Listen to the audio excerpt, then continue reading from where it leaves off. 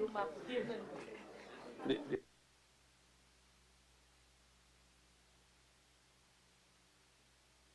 magandang umaga po. May we ask the resource persons to please take their places. On the part of the Senate, this meeting of the Joint Congressional Oversight Committee on the Automated Election System, created pursuant to law, is hereby called to order. And I would like to thank the House contingent for traveling all the way from their official station here to the Senate. So, Chairman Tugna, please. Yes, Chairman Senator Pimentel, good morning. On the part of the House, I'd like to acknowledge the presence of my co-members in this Oversight Committee, starting from Congresswoman Quaresma of Vizcaya, Congressman Francisco Datol of Senior Citizens Party List, and Congressman Ega Irice of Caloocan. We'd also like to welcome representatives and delegates coming from the Commission on Elections, as well as stakeholders and election experts who are here with us. Senator Pimentel.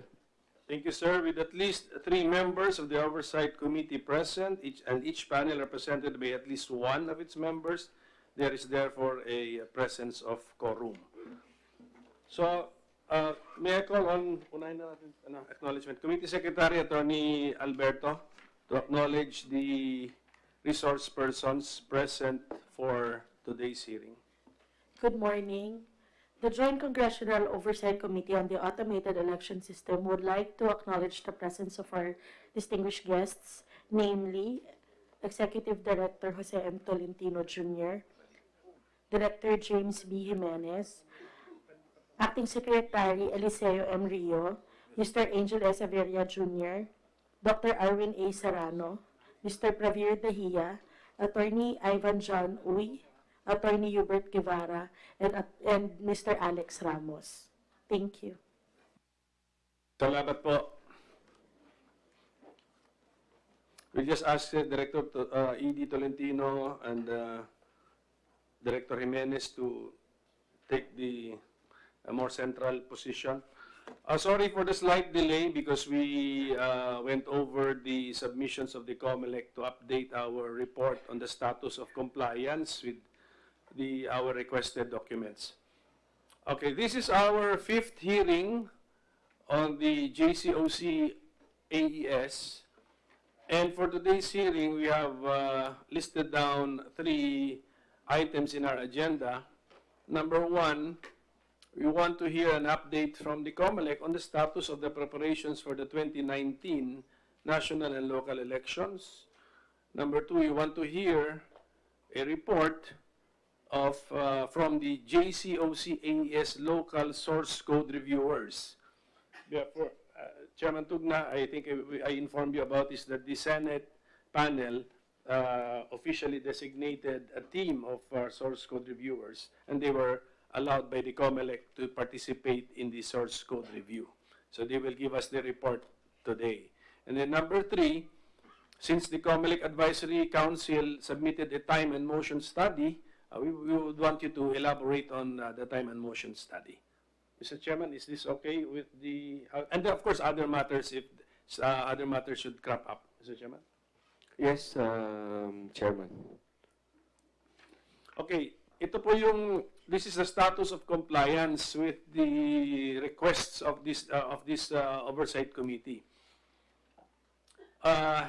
We requested for the certification that all vote counting machines purchased are intact and properly working. And this is supposed to be submitted by the Comelec. And according to the Secretariat, you already submitted this. Thank you very much. We also requested for audit logs from the following precincts: Libon, Albay, Angono, Rizal, Tugaya, Lanao del Sur. And according to the Secretariat, you also submitted this today. We also requested for Comelec's transmission contract with Smartmatic during the 2016 national and local elections to be submitted by the Comelec, and you submitted this also today. But there is one information not yet submitted. So data on the number of servers used in the Meet Me room during the 2016 national and local elections, including a schematic diagram, the start and end date and time of operations, which is supposed to be submitted by Smartmatic. So, Mr. Dahia, what's happening to our compliance, sir? Sir, we submitted this to Comelec just yesterday. So in case that's available, that can be submitted. Did you also submit it to us today? Yes, sir. Yes, sir. So we'll just double check. We may have overlooked. Okay. Check.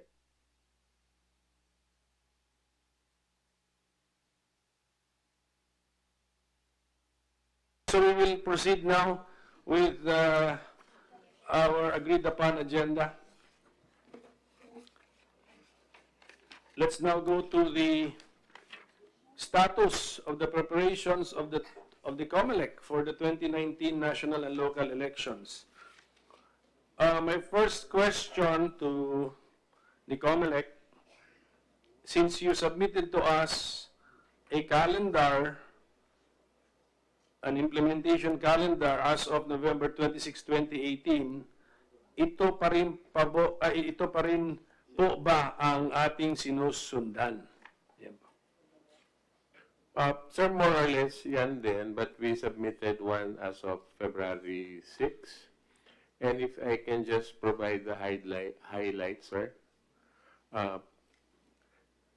Our training of trainers who will be deployed to train our boards of election inspectors, our boards of canvassers. Completed na po yung training of trainers namin. Then we have a new system which we will be piloting, which is the voter registration verification system, which is more or less similar to the election day computerized voters list. This will facilitate the establishing the identity of the voter through his biometrics. And we are currently conducting hardware acceptance test of those machines at our Santa Rosa warehouse. Printing of ballots will start on Saturday, this Saturday. And tomorrow at 2 p.m., Comelec will be depositing in escrow the EMS, the VCM, and the CCS source codes. Yun yung highlight, sir. For the VCMs that are in Santa Rosa, they will be undergoing pre-election logic and accuracy tests before they are packaged into kits prior to their deployment to the field. You emphasized the major changes po, around 5, mga 5 po yan, ano? If I'm not mistaken? Yes, sir, yes. 5. So I noticed, for example, sabi mo, printing of the official ballots to start this Saturday, that would be February 9. Sa ating original kalendaryo, January 22, 2019. So we lost, ito kasi sabi, That's correct, sir. Page 3, line 26, printing of FTS and official ballots, January 22, 2019 ang start, and finish April 25, 2019. So we lost 18 days. Are we confident? How many, same pa rin ang target natin, 61 million ballots? Yes, sir. Actually, sir, for the 2016 elections, we started printing, I think, February 12. So we're still ahead of schedule. If you compare it with the 2016 elections, we really wanted to start early, so we'll have enough slack time in April. Right now, even if the printing is on February 9, we're still ahead of schedule based on the 2016 preparatory activities. Ano bang second Monday of May noong 2016? Hindi, noong 2016.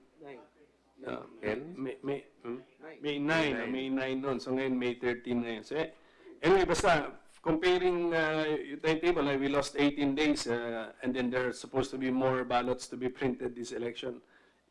You feel confident? Yes, yes, no sir. problem. In fact, we have more VCM machines at the NPO right now compared to 2016, which we will use to verify the ballots.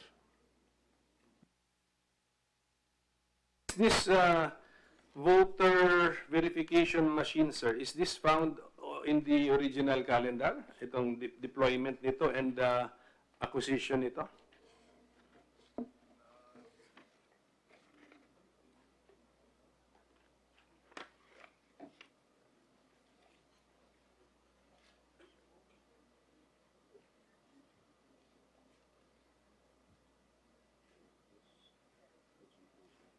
Wala itong bidding number 7. It is 7.7, sir, the voter verification system. 7.8 in the November 26. So I'm looking at the November 26. Yes, sir. So that's the voter verification system bidding process of goods and services. Yeah, we have the machines already. They are undergoing hardware acceptance tests. Are we still on schedule? Yes, sir. Pilot lang ito, sir. Pilot test in the same areas enumerated under 9369.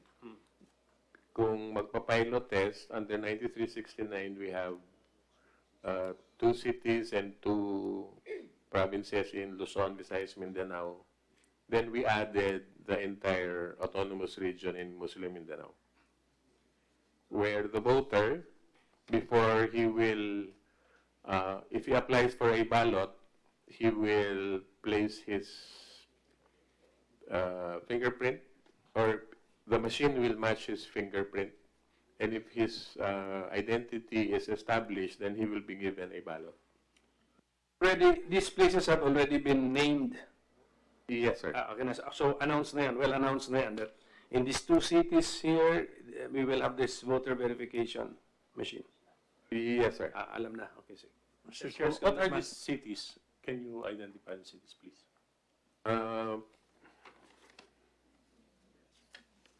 We have Manila, Quezon City, Cavite, the province of Pangasinan, province of Cebu, Negros Occidental, Davao del Sur, Zamboanga del Sur, and ARM. So that's Lanao del Sur, Maguindanao, Basilan, Sulu, and Tawi-Tawi. We also added Cotabato City and Isabela City. And this will involve, sir, how many voters?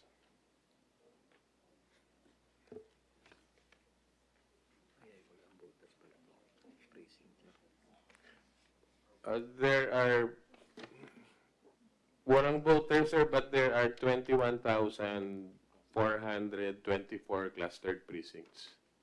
Okay. Suppose that this is a pilot project. So suppose the biometrics rejected the voter. What will happen?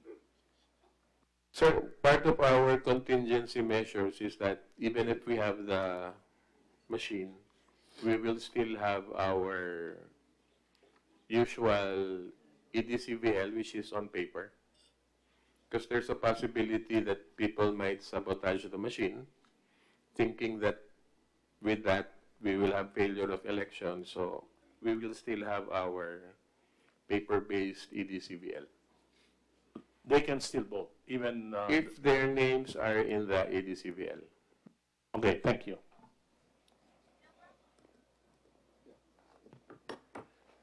Director, as a follow-up to the question of Congressman Irice, based on ratio, nationally, first and foremost, we have the voters list. Yes. And then correspondingly, we have the biometrics machine. For the 2019 elections, what is the percentage of precincts nationally that has the biometrics machine? About 20, ilan? 30%, sir. 30%. So, sa programa niyo po, ano ito? Ano pa lamang? Parang nakapilot siya? Yes, Your Honor. Well, in the next elections, 2019, 22, 25, 28, when do you foresee that this will already be fully used? Of course, there will still the commission might still use the voters list. But in your forecast, kailan ho tayo gagamit na talaga ng biometrics? Kung ngayon may 30% ang nakapilot natin na naka-biometrics tayo. Sir, mag-evaluate muna tayo, sir, kung successful ba ang paggamit ng voter registration machine or verification machine. And then that's the time we will roll out probably additional machines kung successful po. Kasi kung hindi naman, kung pampagulo lang pala or maraming nanggugulo, baka posibleng hindi na natin ituloy po. So depende po sa success na mangyayari sa 2019 elections. Thank you, Executive Director. 2016 ho ba? Did we try this already? No? No, Okay. sir. Ang sa 2016 lang, we just made sure that all the voters have their biometrics. Otherwise, they will be deactivated from the list pursuant to the law passed by Congress. Yung no biometrics, no registration. Okay, that will be all for now, Executive Director. Chairman? Mr. Chair, Yes, Congressman Daton. hindi po ba dapat habaan natin ng oras dito sa mga binanggit ninyo para hanggat maaga masolusyonan natin? Kasi nga po, kung halimbawa hindi natin habaan ng oras ng konti, palagay ko po hindi tayo magtatagumpay doon sa binabalak natin. Yun lang po. Noong 2010 po, when we had the same maximum number of registered voters per clustered precinct, in-extend po natin yan up to 7 p.m. So, based on experience, pwede pong i-extend din yun. Yung based on experience, sir, yung last day of printing ballots and then the shipment, delivery of the ballots to the precincts, ilang days po lahat yun sa based on experience? Pero hindi po natin ilalabas kasi ang ballots ng napakaaga. Kasi posibleng marami mangyari doon. So we schedule the shipment of the ballots medyo close to election day, except for priority areas such as Mapun, Turtle Islands. Medyo nauuna po talaga yon. But the rest, mga 2 or 3 weeks before. End of April pa. Last week of April, you should start shipping the ballots. Yes, sir. Nandito po ba yan sa ating kalendaryo? Delivery? So April 20. So tugma po tayo. Okay. And then they should all, tama pala, they should all be in place May 8, sabi ng kalendar, because of the final testing and sealing, di ba? Meron pa pala tayong ganun, tama?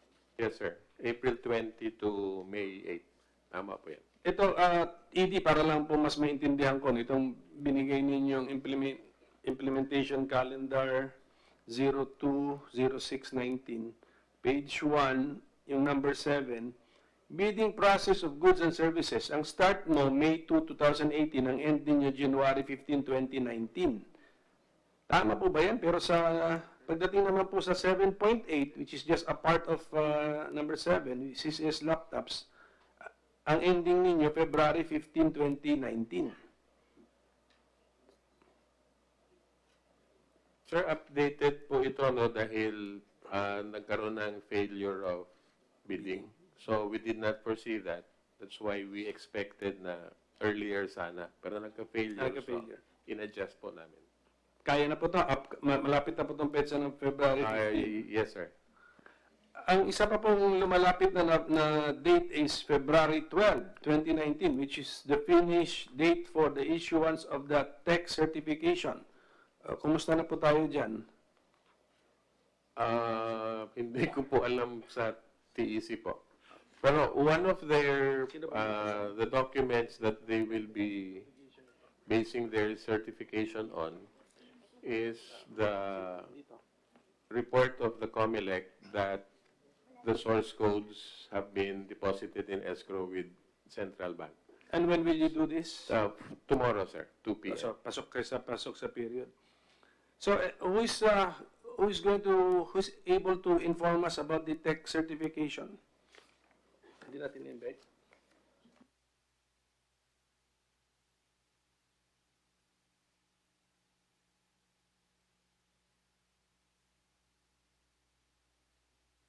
On another topic, we will return to that topic later. Were you able to conduct the transmission survey by December 31, 2018? Yes, sir. In fact, we will be conducting a second transmission readiness test on February 12. We already conducted one, and then we used the same procedures during our mock elections, and then we're conducting another transmission readiness test on February 12. Sa po yung first transmission survey, and are we confident? Are we happy? Yes, sir. We have a list of areas which failed to transmit in 2016. So we are focusing on that.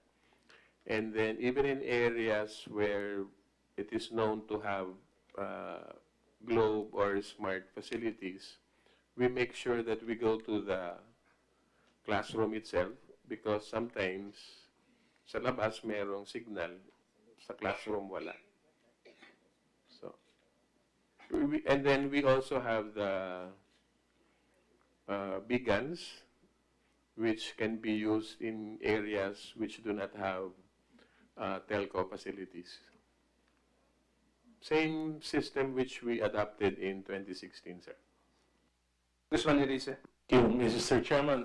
Can we be apprised of what happened during the mock elections?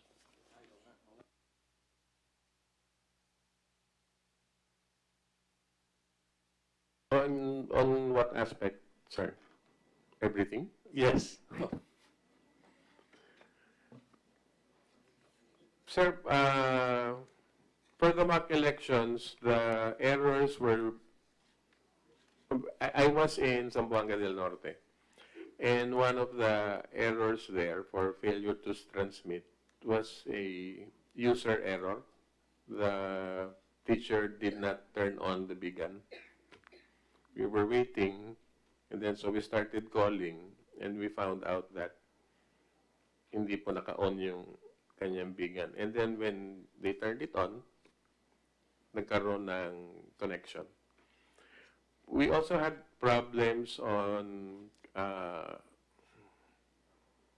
ballots that did not fall directly into the machine, into the ballot box, only to find out that the cover of the ballot box that we used was intended for 2010.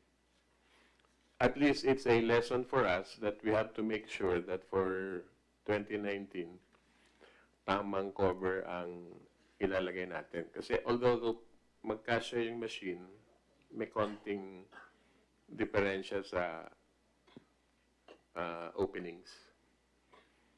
But basically, sir, the mock elections was successful. We were able to transmit all the results from the precinct to the municipal board. We even tried the one for the ARM, where we had a regional board, and then to the national. Who will be the technical people manning all this? For example, the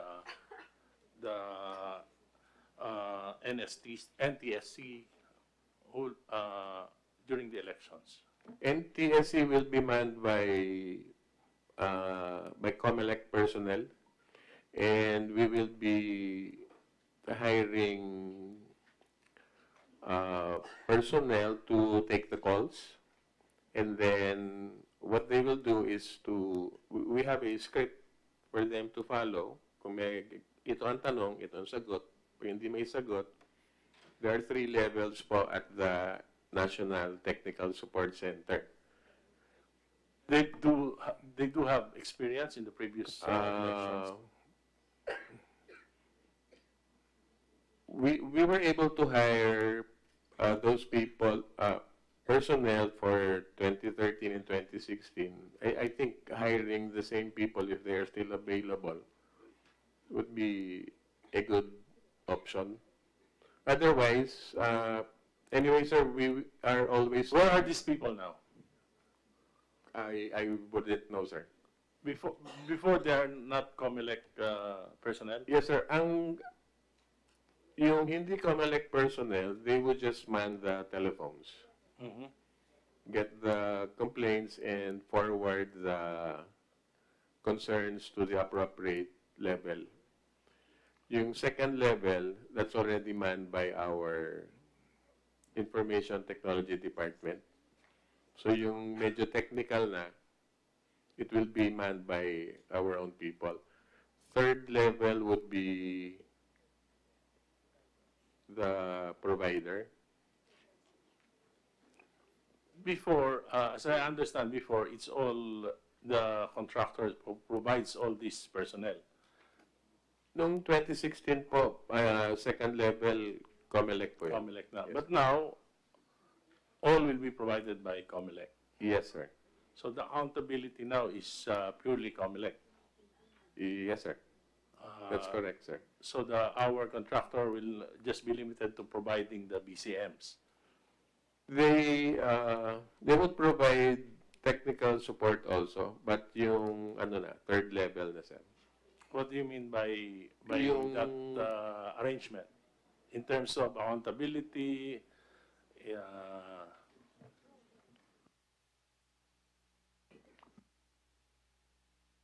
Director Margaret Ching is in charge of our personnel, is the director of our personnel department.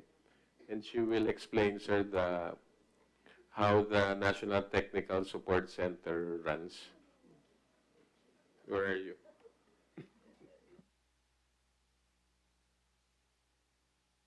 Good morning, Your Honors. The National Technical Support Center has 3 levels.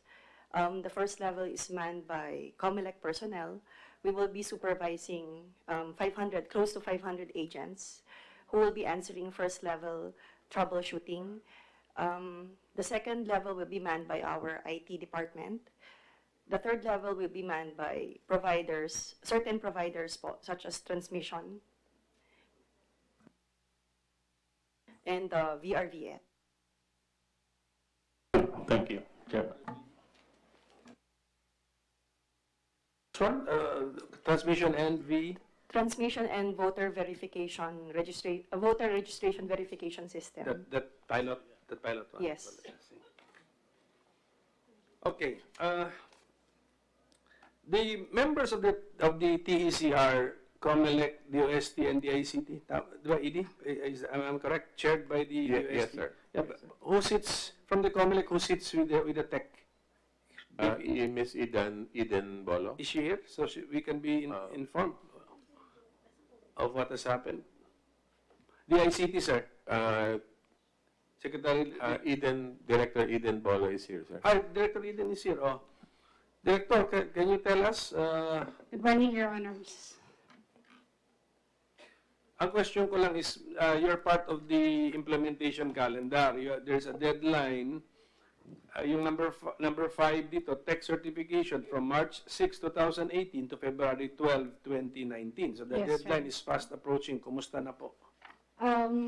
Sir, the international certification entity that has been chosen by Comelec, which is Pro VNB of Huntsville, Alabama, has already completed its source code review of the EMS, the CCS, the VCM, and the transmission router software. They're scheduled to submit the report hopefully by tomorrow. And also the audit of the AES software with regard to functionality, security, and operationality. The TEC will have to meet and create a document before the set deadline by the law to review if the 6 documented requirements are available. So we have until, starting tomorrow until Monday to see if all the documented results are available. So the TEC chaired by the DOST and with the DICT will have to come up with that document, sir. So, be able to meet the deadline? Sir, Tuesday na yun, next week. sir, we have to come up with a certification document as mandated by law, sir.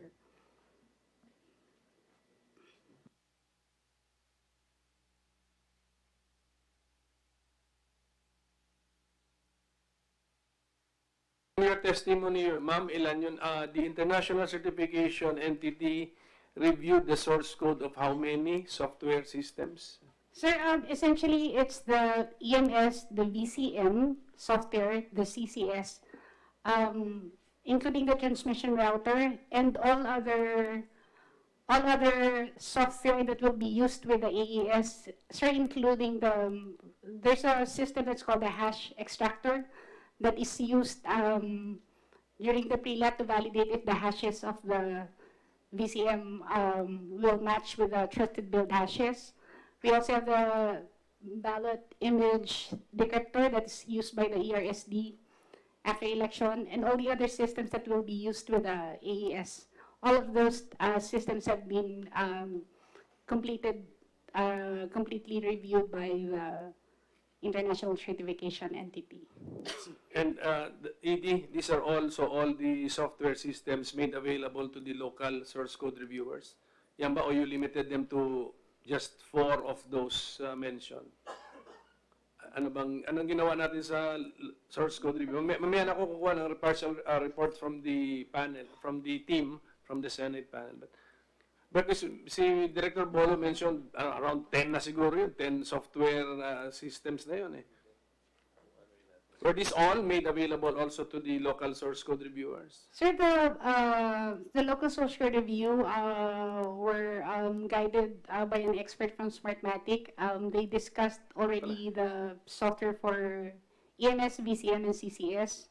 I think the transmission router source code will be discussed by Smartmatic on Tuesday, February 12, when they resume on the new venue for the review. Sige, thank you, ma'am. Going back to balik mo na ako sa mock elections mo. To the mock elections, did the Comelec try conduct it as if it were election day? You know po, lahat po? I mean, voters. Yes, sir. We used actual teachers and then actual voters. We had a list of voters. And then we were in the school, in the polling place, which is being used by the schools. Yes, sir. So we simulated the... Did the voters also shade and fill up a ballot? Yes, sir. Yes. Did the machine count also? Did you also check for accuracy of the count? Yes, sir. We even had a random annual audit for NCR. We had 3 areas in the NCR where there were 800 or 1,000 voters. And then there was a random annual audit conducted there. And there was no problem with the way the BCMs appreciated the ballots, except for one wherein the shade was very, very faint. But the rest, sir, there was no... As to threshold, what was the instruction to the machine? Ngayon, I think it's still 25, sir.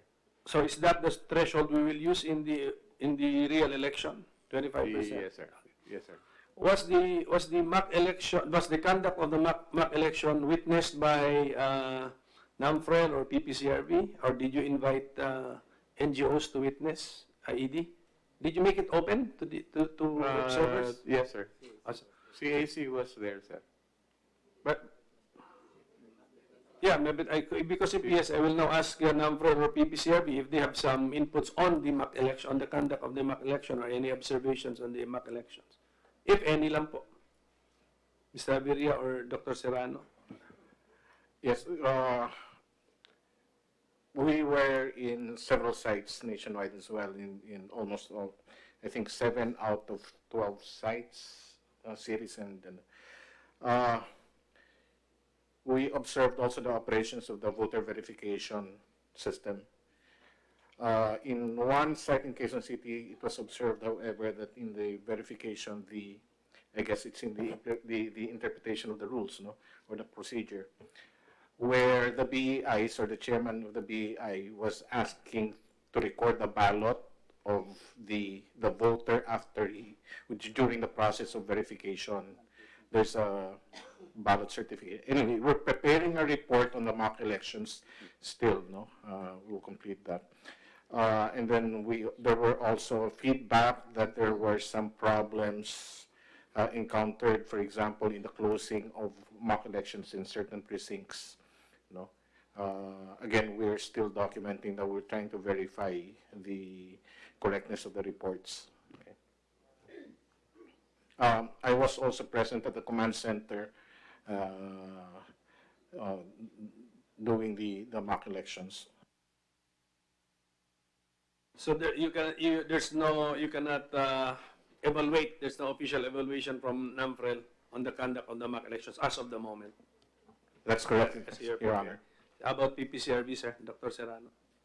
Yes, good morning, Senator Coco and Congressman Tugna and the rest of the congressional panel of the JCOC. In behalf of the PPCRB, and I also personally visited 2 venues, the 2 sites in Manila, and we even make it more realistic. Although it's a mock election, we made our volunteers wear their PPCRB T-shirts. We also installed voters assistance desks with a poster of voters assistance desks. We even conducted also assistance to voters in those particular venues, and we even assisted some voters who belongs to the vulnerable sectors like senior citizens and PWDs, and we tried our best to cover the whole scenario and up to the last minute of the activities there. So from my point of view and from our coordinators' reports, it was a success, as what Executive Director Tolentino have mentioned. So I think Comelec is ready with some glitches in the use of BRBS, but that's natural because it was the first time. But I think on election day, those areas that will be using these machines will already be comfortable with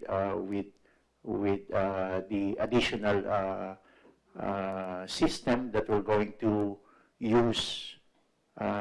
And I would like to mention also, to the JCOC panel that we would like to recommend that we increase or maybe make it 100% with the use of this BRBS, because this primary objective is really to flush out flying voters and those who would be assuming identity of another voter who will not arrive on election day. So this would really be an effective tool in terms of cleansing our voters list. Thank you po. Yes, Congressman Daton. Okay, thank you, Mr. Chair. Last mock election, doon po sa Toro Hills Elementary School sa Quezon City. Nandun po ako noon, nakita ko nga si Director Jimenez. At kasi nga po, parte yung senior citizen, PWD and pregnant women na last 3 weeks ago, nag-issue ng bank resolution na yung mga senior citizen, PWD at yung pregnant women, dun boboto sa first floor. Kaya nga po, bilang representative ng senior citizen at kasali rin ako dun sa Oversight Committee, nagpunta po ako ron.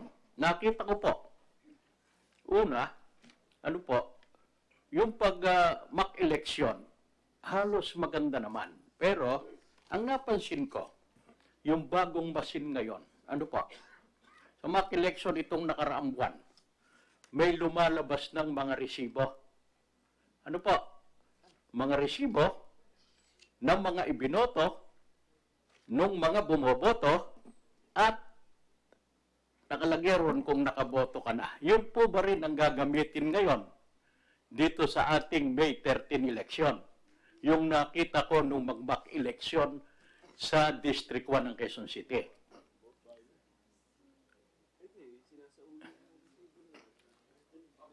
Yung pong lumalabas na resibo. Opo. Okay.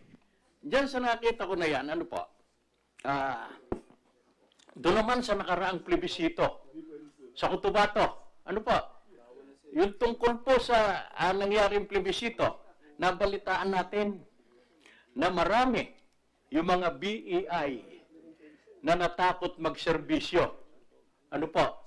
Ngayon, ang nabalitaan din natin, pinalitan sila ng mga military.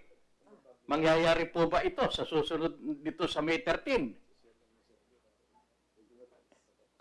Your Honor, ang nangyari po doon, naubusan ng alternates. Meron po kasi sa batas ng ESRA, yung Election Service Reform Act, listahan ng preferences, no? So, una, public school teachers, private school, etc., etc. Tapos, ang pinaka-extreme nun, kung talagang wala nang makuha, usually, ang ginagawa natin, yung mga na-training nating kapulisan. So, in this case po, doon sa Cotabato, meron tayong teacher na naka-volunteer, meron din tayong alternates, pero dahil nga medyo marami yung nag-no-show, kinailangan tayo kumuha ng kapulisan. So, extreme case po yun. Naintindihan ko po yun, Director. Ay alam po, nakita natin na mga nagte-training din tayo ng mga Comelec. Lahat po, nadinig ko kanina. Yung Comelec ang may responsibilidad. Alam niyo po, dito sa Kongreso, 292 kami. Ako lang ang galing sa Comelec na kasamahan ninyo. Ano po? Nakita ko, hindi po kaya sisisihin kayo. Sisisihin tayo. Kasi mo, karamihan ng mga kandidato, pag natatalo, Comelec na naman ang silang nagmaniobra. Kaya nga po, yan ang pinapaliwanag ko sa lahat. Hindi kaya po pwede na bukod sa Comelec, magkaroon tayo ng mga ititrain natin. Kamukha po nung mga ngasiwa sa mga BCM na yan, yung mga operator ng BCM.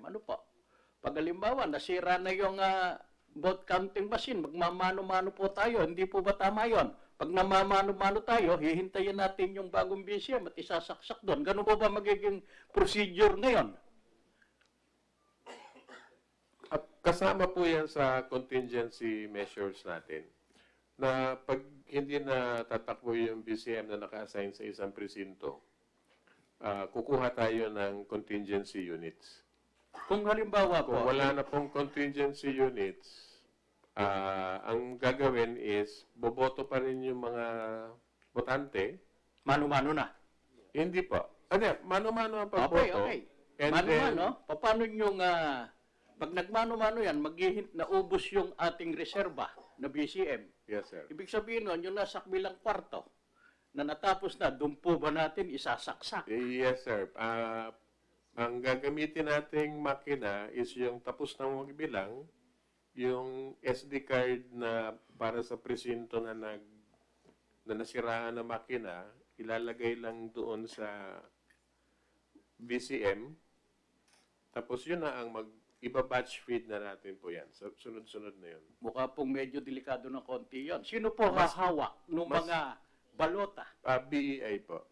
BEI Ang po. instructions po natin dyan, pag nasira na yung makina, boto pa rin, ilalagay na lang po natin yan sa isang envelope. Tapos, siyempre, lahat ng watcher nakabantay doon. And then, pag meron ng makina na pwede nang gamitin para magbilang, yun na ang gagamitin natin. BEI pa rin ang kukuha ng ballots. Tapos, in front of the watchers and the voters, kung nandun sila, i-feed na yan sunod-sunod po. Ilang pong porsyento pag ganitong midterm election ang nakakaboto sa bawat minerge nating presinto? Halimbawa, isang BCM, ano po, ilang pong presinto ang minemerge nyo para makaboto? At ilang porsyento ang nakakaboto? Ang voter turnout po sa midterm is around 70%. 70% po. Sa Yes. bawat isang BCM po, ilang pong botante ang allowed doon? Maximum po natin is 1,000. Pero hindi po naman lahat umaabot ng 1,000. Meron nga mga nasa 700 lang. Okay, kung halimbawa po, 800. Kung 70% ang nakakaboto, 560 lang po ang magagamit na balota. Opo. Ang sobra, 240. Yung po bang sobra na yon na balota, nasisigurado po ba natin na hindi bibilugan yon, ano po, para iboto yung kandidatong pinapaboran kung sino man ang nakatao ron sa presintong yon? Pinupunit po ang balota lengthwise para hindi na siya magamit. Pag nag-close na po yung ating, tulad po ng manual elections, we tear the ballot lengthwise in half to make sure that it cannot be used anymore. Ang maganda rin sa VRVS natin,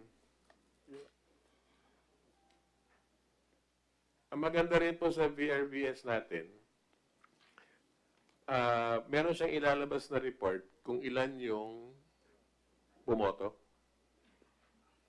Hindi na, kumbaga, ima-match mo na lang na, sabi ng VRVS mo, 560 ang bumoto dito, bakit ang election returns mo ay 565? Nangyayari po yun talaga yan. Ay, talaga pong nangyayari. Opo, ay kamukha po ako, na-assign ako sa Mindanao nung araw, nung panahon ni Chairman Perez, ano po.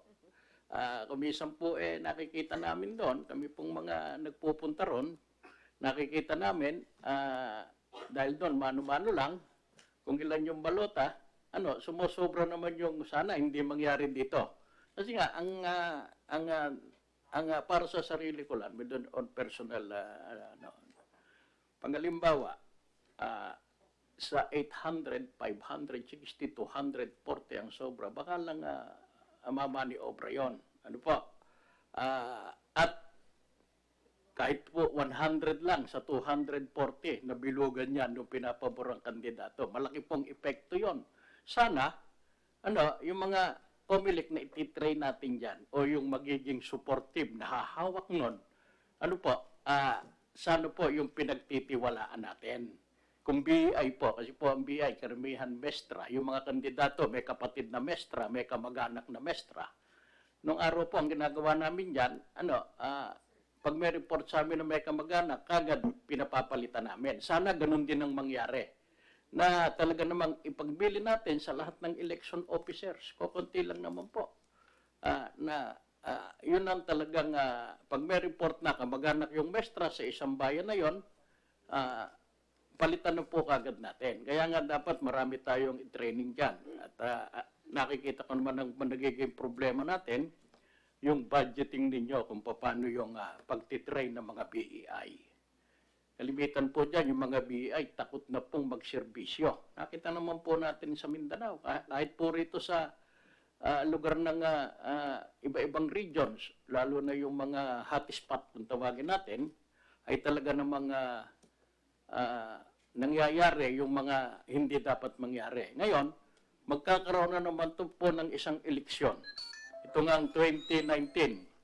Sana po, yung pong integridad ng mga tiga-Comelec, ano po, yung sa inyo po kasi, nakasalalay ang mamumuno na susunod sa ating bansa. Kaya nga po, nakikita ko naman yon sa pamumuno ninyo ngayon, pinagbigyan nyo yung talagang mga underprivileged, yung mga PWD, pregnant mo, at saka yung mga, kagaya namin mga senior citizen, naboboto na ron. Ang nakita ko lang po na kulang sa pinalabas ninyo, yung po bang magsasama o yung assistor ng senior citizen of PWD, kung ibababa natin yung balota sa 4th floor, po pwede na rin po bang bumoto yung assistor? Kung halimbawa po, naka-wheelchair yung senior citizen of PWD, sana po pabotohin na rin natin yung assistor nung kasama nung senior citizen of PWD. Pwede po ba kayang magawa natin yon para po sa mabilis na proseso ng ating gagawing eleksyon sa May 13? Magandang suggestion po yun. Pag-aaralan namin kung pwede yan dahil marami pong mga requirements din yung batas na hindi ka pwedeng bumoto kung hindi ka registered voter sa ganitong presinto. Pero maganda po yan, pag-aaralan po namin yan. At gusto ko rin lang po idagdag na hindi ho lahat ng problema ng eleksyon ay kaya mas solusyonan ng automation. Tulad nung, sabi nyo, pananakot, hindi na po alam nung makina yun. Yung mapag-fill up, yung pag-appoint ng teacher na kamag-anak pala nung kandidato. Kaya meron kaming ginawang regulation na ang mga miyembro ng BEI ipopost ng election officer sa kanyang office at sa City Hall, sa munisipyo, ang listahan na ito ang magiging miyembro ng BEI natin. Kung meron pong gustong magreklamo or merong concern na itong teacher na to ay kamag-anak ni Barangay Captain so-and-so, pwede po natin palitan ng mas qualified. So, yun po ang solusyon namin doon. Ipopost natin ang listahan. Kaya ang importante nga po sa election ay magtulungan naman tayong lahat na hindi lang po lahat ng problema ng election kami lang ang humaharap. Dapat po sabay-sabay tayong nagtutulungan. Tama po, may isa na lang po. Sana po, total nag-issue na kayo ng impang resolution tungkol sa tatlong sektor na yan.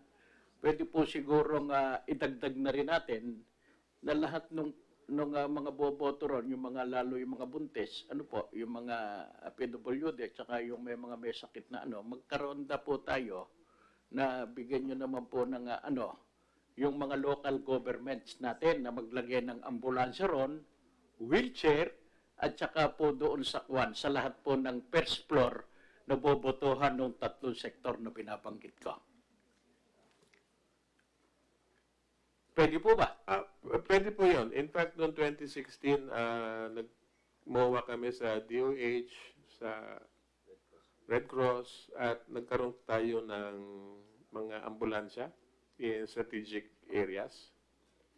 Opo, nangyari po kasi nung nakaraang eleksyon, barangay eleksyon, napakaganda nung ginawa ng Comelec noon. Kasi nga po, nakipag-usap ako dyan, kasama ko sa press conference yung ibang commissioners at saka si Director Jimenez, nagkaroon po ng katuparan yan, 50%. Marami pong na-hospital. May mga namatay nga po, 3,700 po sa buong Pilipinas ang nasaktan na senior citizen at PWD.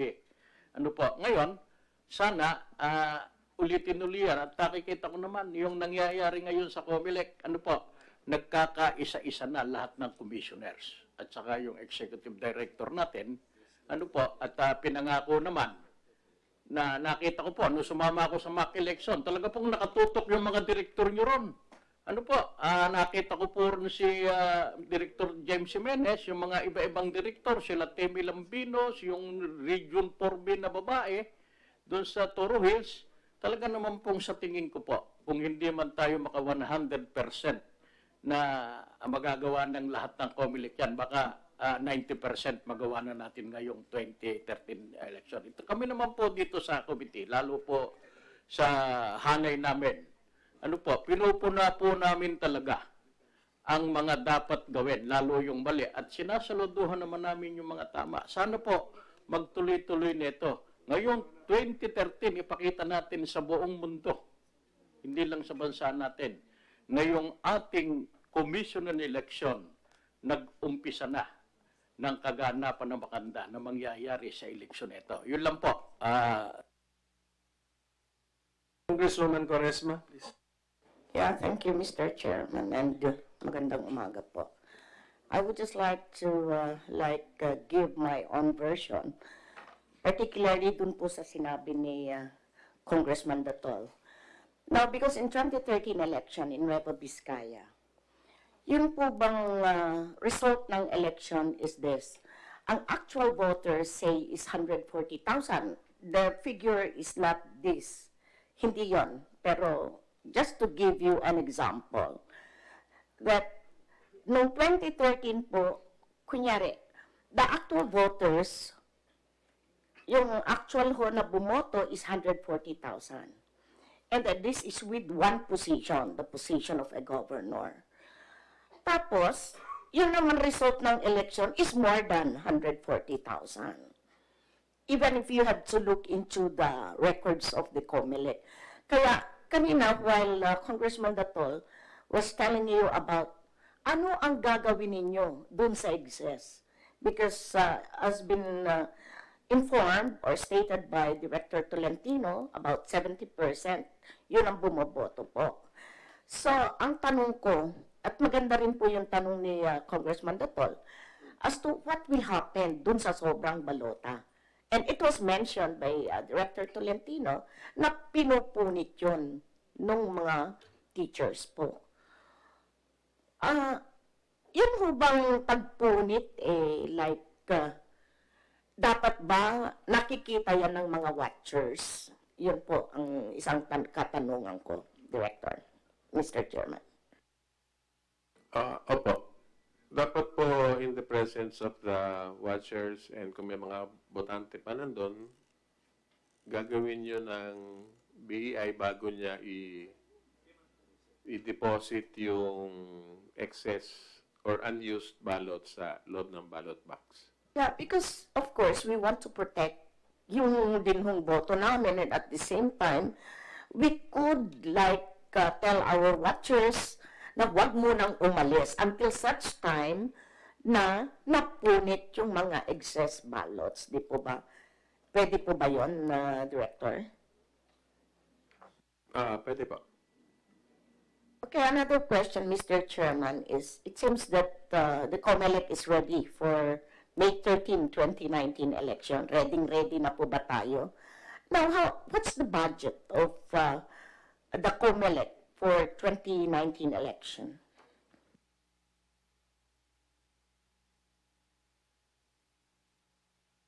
Yeah, how much is the budget?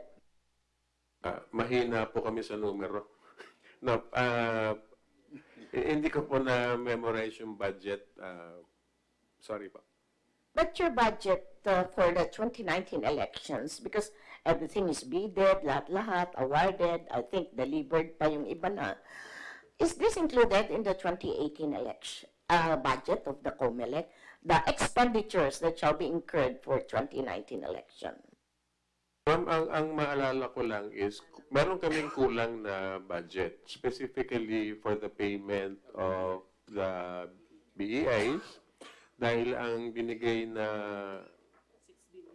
budget sa amin, hindi pa na-consider yung increase na nakalagay sa ESRA, yung Election Service Reform Act. About how many percent, Director, Mr. Chairman? 6 billion. So it's just minimal. So in the event that the budget will not, the GAA will not be approved, tuloy pa rin ang eleksyon. Opo naman. Magagalit lang po ang teacher. Dahil hindi namin na patupad yung mga ayon sa batas po. Okay, that's all, Mr. Chairman, and maraming salamat. Ang ibang gastusin kasi na konektado rin sa 2019 election, nagastos na noong 2018. Tama po ba yun? Like, tapos, yes, sir. ang pasweldo, ang allowances lang ang kailangan sa 2019 elections. Di ba? Even, Yes, sir. even Yes, sir. siguro yung purchase ng papel, nasa 2018 o nasa 2019? Noong 2018 po yun. Ang mga nagulang na lang po is itong yung pambayad ng BEI, may shortage, tsaka other election services, Yes. plus yung training po namin. Yeah. That's why we are also making sure that the 2019 budget will have to be passed. Tatamaan din kahit na nabili na yung iba, but there are some current expenses for the current year. Yung concern po ni Congressman Datol ED na BEI being related to a candidate, napansin ko po sa ating kalendaryo. Page 2. Okay. Line 22. Constitution of BOCs/BEIs. January 2, 2019 ang umpisa. January 31, 2019 ang pagtatapos. So, ibig sabihin, natapos na po ito. We have already named our BEIs in all of our, how many clustered precincts po? 98. How many clustered precincts? 85768 po. 857. So, yun po ba yun? Yung BEIs, 85,768 trios. Ang ready na po tayo because our deadline was January 31. Yes, sir. Kaya po ang sabi namin kanina, pag na-finalize na ito, ipopost na namin sa munisipyo, sa office ng election officer, para kung merong gustong mag-comment o magreklamo, So, ang next question pala is, kung napangalanan na yung mga taong yun na 200,000 plus, di ba? Kasi 85,000 times 3 yun. Na-post na ba? Yun ang tanong. Para yung mga interesado, makita na. Okay. At saka kung hindi pa, kailan po? May deadline po ba rin tayo sa posting nun?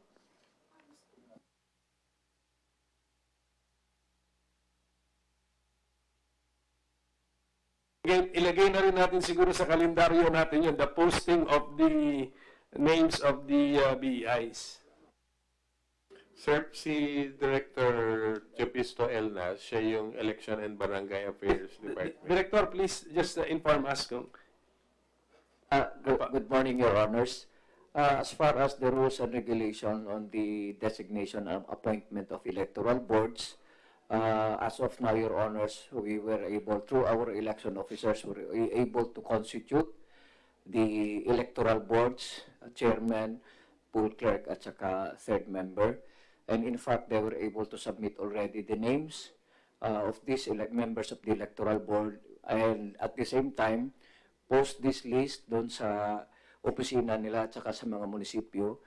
Then, interested parties can ask a copy of this list for them to look into and verify and check whether there are disqualifications for each and every electoral board. Pag mayroon po, they will inform outright the election officer, then the election officer will evaluate the allegations. Kung tama na may disqualification, outright, papalitan yan, kukuha siya doon sa list of substitutes na mayroon din siya, aside sa regular na constitute na po.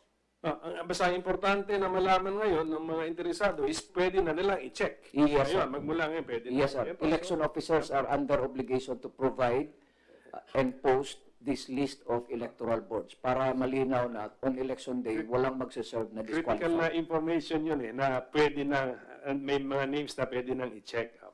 Pwede po tayo bumalik sa destruction of excess ballots, ED. Destruction of excess ballots. Okay. 70%, 30% to 61 million, 1.8 million yan. So, ang ating excess ballots. Kailan po, para lang klaro, kailan sasabihin ng BEI na tapos na ang botohan, excess na po ito? Number one. Bibilangin ba muna yung excess ballots publicly? Kasi to be destroyed din sila publicly. Lengthwise pa. Yung sabihin sa pahaba pa ang pagpunit po. Hindi po dun sa mas maikli na side. Tapos, pagkatapos mong sirain, ano pong gagawin sa sira na ng mga excess ballots? Kasi kailangan para lahat ng interested parties malaman ito kasi kaming sa mga national, 1.8 million ang sosobra, kayo sa local po, at least 30% ang sosobra. So, kailan po ba magko-closing ang voting this election? Is it still sa gabi? 6 p.m.? Ganun po ba? Yes, sir. Yan, sige. 6 p.m. unless may there are... tao pa. Yes, sir. Sige po. Kunyari 6 p.m. na on election day, ano nang gagawin po? Yes, sir. Iko-close kayo nung BEI ang BCM para wala nang pwedeng pumasok ulit. So, pag close na niya yan, ang system naman automatic na rin siya na mag-generate ng election returns. So, habang nag-iimprenta po yun, 8 kasi ang ipiprint nun eh. Pwedeng mag-seremonya ang BEI na, ito yung excess natin, pupunitin ko na, tapos ilalagay ko na sa envelope. Tapos, pero sa guidelines po natin, hindi sila required bilangin ng excess. meron pa, sorry. Kasi ilalagay po yan sa minutes of voting. Na ito yung excess, ito yung pinunit ko. Parang ganun. Ibilangin po. Yes. Ma'am, pero closed na ang closed makina nun, Ibilangin so wala nang pwedeng ipasok. Yeah, Mr. Chairman, again, pag kunyari po, hindi kaya po pwedeng bilangin. Anyway, pag sa mga presinto, madali lang yon. Bibilangin kung ilan yung hindi bumoto at bibilangin din yung balota para we could see it na magkatugma po. Pwede po ba yun? It will take just siguro, hindi naman masyadong matagal yan. It will just take siguro mga 5 minutes to do that. Just to assure the watchers and the public maybe na, ito yung hindi bumoto, itong numero. At ito naman, like, it's 20 and this is 20 yung balota na bibilangin. Para lang walang hindi na magdududa yung ating mga voters. Ang isa sa mga data na nilalagay sa minutes ay number of voters who actually voted. So if we know na 800 yan, and we know na 720 yung actually voted, malalaman na natin. Pero kung gusto nyo pong ipasulat pa sa BEI na meron pang 80 unused, we can include that in our training. Pero basically, it's just requiring the BEIs to fill up all the entries required. Ang question ko, do they really count the excess ballots? Will they count or mathematical na lang? Because kunyari 800 registered voters, 720 voted, we assume that 80 were destroyed. 80 ballots were. At this point, let me acknowledge the arrival of Senator Binay, member of the Senate panel. Good morning. Good morning. Yun lang po yung tanong para lang malaman po natin. Sa guidelines po, di ba we have guidelines sa BI? What shall they do with the excess ballots? Sabi, publicly destroy them, cut them up lengthwise. But ang tanong ko lang, are they required to also count the number of ballots that they are destroying? Yeah. Yes, sir. Bibilangin yan, sir.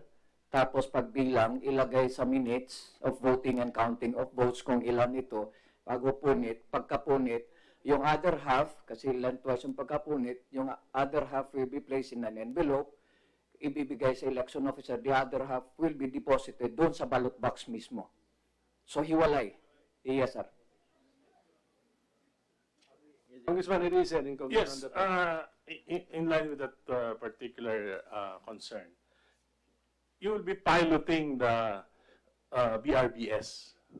Is it, kasi ang solution dyan, kung yung BRBS connected sa BCM, kung connected yan sa BCM, pag pinasok mo yung balota na walang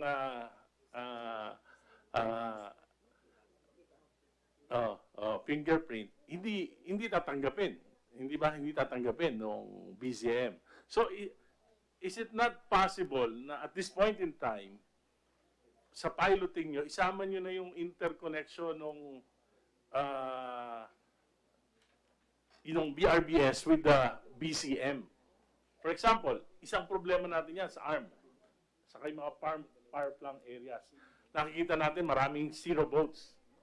Ang kwento-kwento lang naman, yung mga local leaders, hindi na pumupunta yung mga voters, kinukuha nila yung botante, sila na lang yung nagpapasok ng balota sa machine.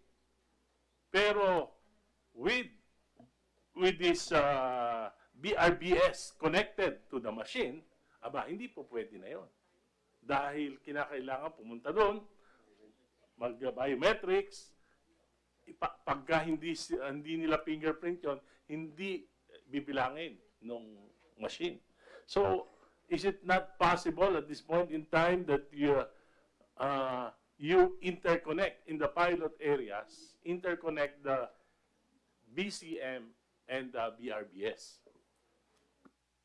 Sir, yan po ang una sana namin plano, which is to connect the voter registration verification machine with the BCM. Pero hindi po namin yan tinuloy dahil pag mangyari yon, mas mapapaboran po yung gumawa ng BCM dahil meron talagang connection yung dalawa eh. And the other suppliers or providers of the verification machines might not be able to make the proper connections with the BCM. That's why hiniwalay lang po muna namin yun. Now, kung may plano tayong gawin yan ngayon... You have plans to... Yes, sir. Yun that. po talaga ang unang-unang plano. Now, hindi na rin po pwedeng gawin yun ngayon dahil nakapag-review na ang International Certification Entity. Now, kung mag-connect natin yung dalawa makina, panibagong review na naman yun at certification process. In the 2022 elections, pwede po yun. You can do that. Opo. I think yun yung pinaka, di ba, yung maiwasan natin yung talaga ma-assure natin one ballot, one machine lang, isa lang ang kakainin ng machine. And, Mr. Chair. second point. Second point. I'm really concerned with the 5 clustered precincts. Kasi parang 5 precincts na cluster, so 1,000. Parang retrogressive to eh, di ba? Because in the 2016 election, ginamit natin 4 clustered precincts. So 800 lang. Especially in the high voters area, like NCR, Metro Manila, nakita ko na nung 2016 elections, talaga namang mas maayos yung 800 compared to the 2013 elections na 1,000. Nung sa 1,000 talagang mahaba ang pila. So nag-mock elections kayo. Ano ba ang observation nyo dun sa 1,000 voters per precinct? Your Honor, Mr. Chairman, medyo mahirap i-project ang nangyari, no? Kasi dun sa mock elections, alam ng mga tao na mock elections yan. So they don't necessarily come. So even dun sa areas, dun sa 3 areas sa NCR, where we had 1,000 voters, the turnout was appreciably lower than what we would expect on actual election day. So it's a little hard to project. What we have to go by are the historical experiences that we have, no? As you said, medyo, well, definitely mas maganda talaga kung mas konti yung maximum number of voters mo. But in any case, ang ini-expect naman natin na standard na turnout natin is around 70%. So even when you have your maximum set at 1,000, your realistic expectation is about 700 to 750 people coming. Second, we try to address the situation by actually lengthening the voting hours. So we're not just voting from 7 to 3, kung saan magsisiksikan lahat ng tao, but we actually have a 12-hour voting window, 6 to 6 tayo. So we hope that these measures will be enough to sort of bleed off yung massive congestion na that we're anxious about. But again, just to circle back to your original question, medyo mahirap po makita dun sa mock elections. Again, we only did it in 3 places, and second, people knew it was a mock elections and probably didn't want to go. So our historical experience is the 2013 elections, medyo talagang masikip, mainit, medyo talagang maraming mga voters ang hindi na, they chose not to vote because of the long queues. So kahit yung 700, wala rin kayong time and motion, time and motion study. How will it take? How much time will it take to for 700 voters to vote? At pangalawa, siyempre yung alam niyo naman yung voters' attitude. Pagka mga alauna, alas 2, alas 3, hindi pupunta sa presinto. Hintayin nila yung mas mga 3, 4, 5, kahit hintayin nila yung medyo malamig-lamig na. So yan yung mga ano. So meron kasi akong meron akong naisip na, because during the last I also asked this during the last hearing, if it's possible to buy more machines, but as you told, there's no more time. Pero meron kayong 12,000 BCMs na reserve. Tama po ba yan? And during the 2016 elections, ang ginamit nyo lang na reserve, 5,000. Nung nakaraan, sabi nyo, sufficient naman yung 5,000. Kaya lang ginawa nyo 12,000 kasi hindi po pwede na kulang yung 7,000 para maging 4 clustered precincts sa buong bansa. So my suggestion now is, bakit hindi doon sa mga maraming botante at medyo highly urbanized area, gamitin natin yung 7,000 para yung ibang area, 800 o 800 voters na lang o 4 clustered precincts, at yun namang area na medyo hindi naman ganun ka-problematic in terms of the number of voters, gawin natin 5. Meaning, if you have 7,000, you will just put the 5,000 as reserve in your regional centers, then you have additional 7,000 BCMs to deploy. Pag 7,000, I guess 50% of the country will be provided by BCM. So magiging more than 50% ng ating mga presinto, 800 voters lang. For example, NCR. Andito yung mga critics ng Comelec. Pagka nakita nila, parang retrogressive yata itong automation.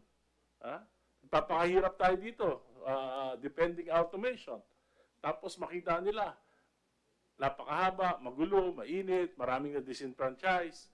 Bakit hindi natin bawasan yung number of voters dito sa mga highly urbanized areas like Metro Manila? And you have 7,000 machines to do that. Or maybe Just put 5,000. Okay na rin yun. Maybe they can respond. There's a suggestion, but Congressman Irise will welcome a response from the Comelec.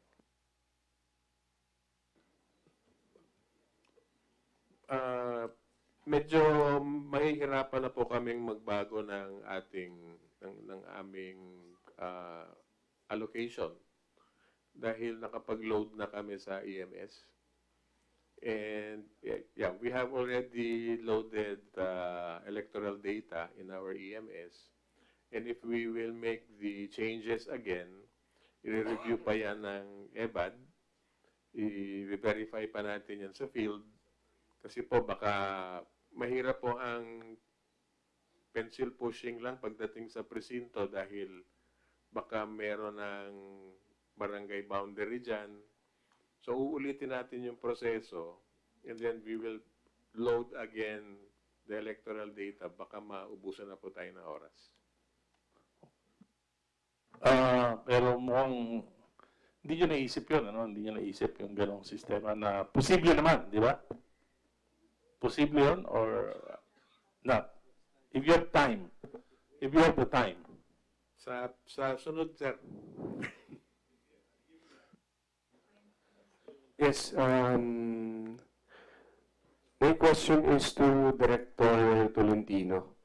From our database of 2016 elections, comparing it to for 2019 elections, what is the increase of the number of voters?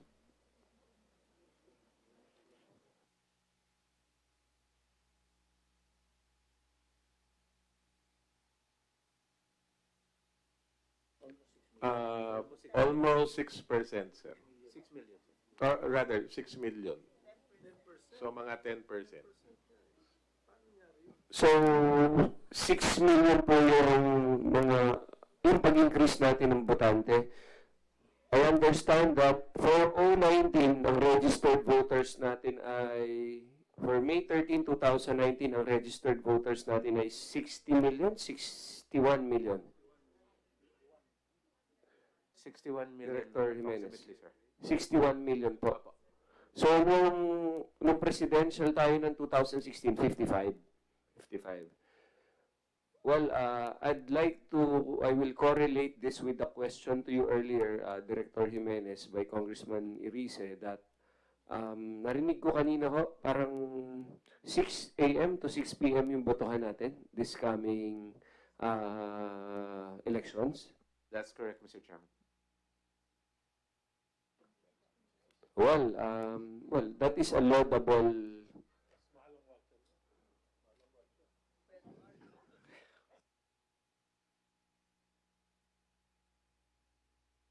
Well, that's a laudable action coming from the Commission, considering the increase in the number of voters, as well as, it also corresponded with the number of voters in the clustered precincts. So, 12 hours pa lang botohan ngayon, Director? Yes, sir. 12 hours po. Para ma-accommodate natin yung expected na dami ng taong darating. The biggest concern, of course, was that if you only had the 7 to 3, which we traditionally have, then people might find it necessary to congest, no? Magsisiksikan sila. If they have more time, then they might spread out during the day. Okay, thank you, Director. Chair. Congressman Datol and Senator Binay. Tulong po ang tanong ko ulit. Ano epekto pag yung number of voters sa VRBS na lumitaw sa COC ay kaiba sa number of persons who voted o sa total number of votes? May epekto ba sa transmission ng resulta o magiging ebidensya lang sa election protest ng apektadong kandidato?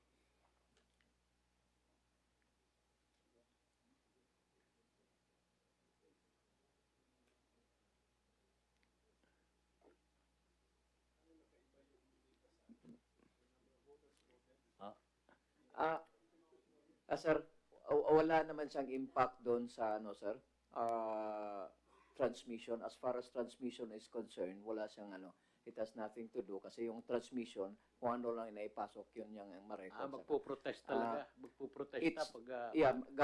Pwede siya magamit, sir, as evidence na ganito kadami yung bumoto, doon sa BRBS, ganito lang kaliit. Okay.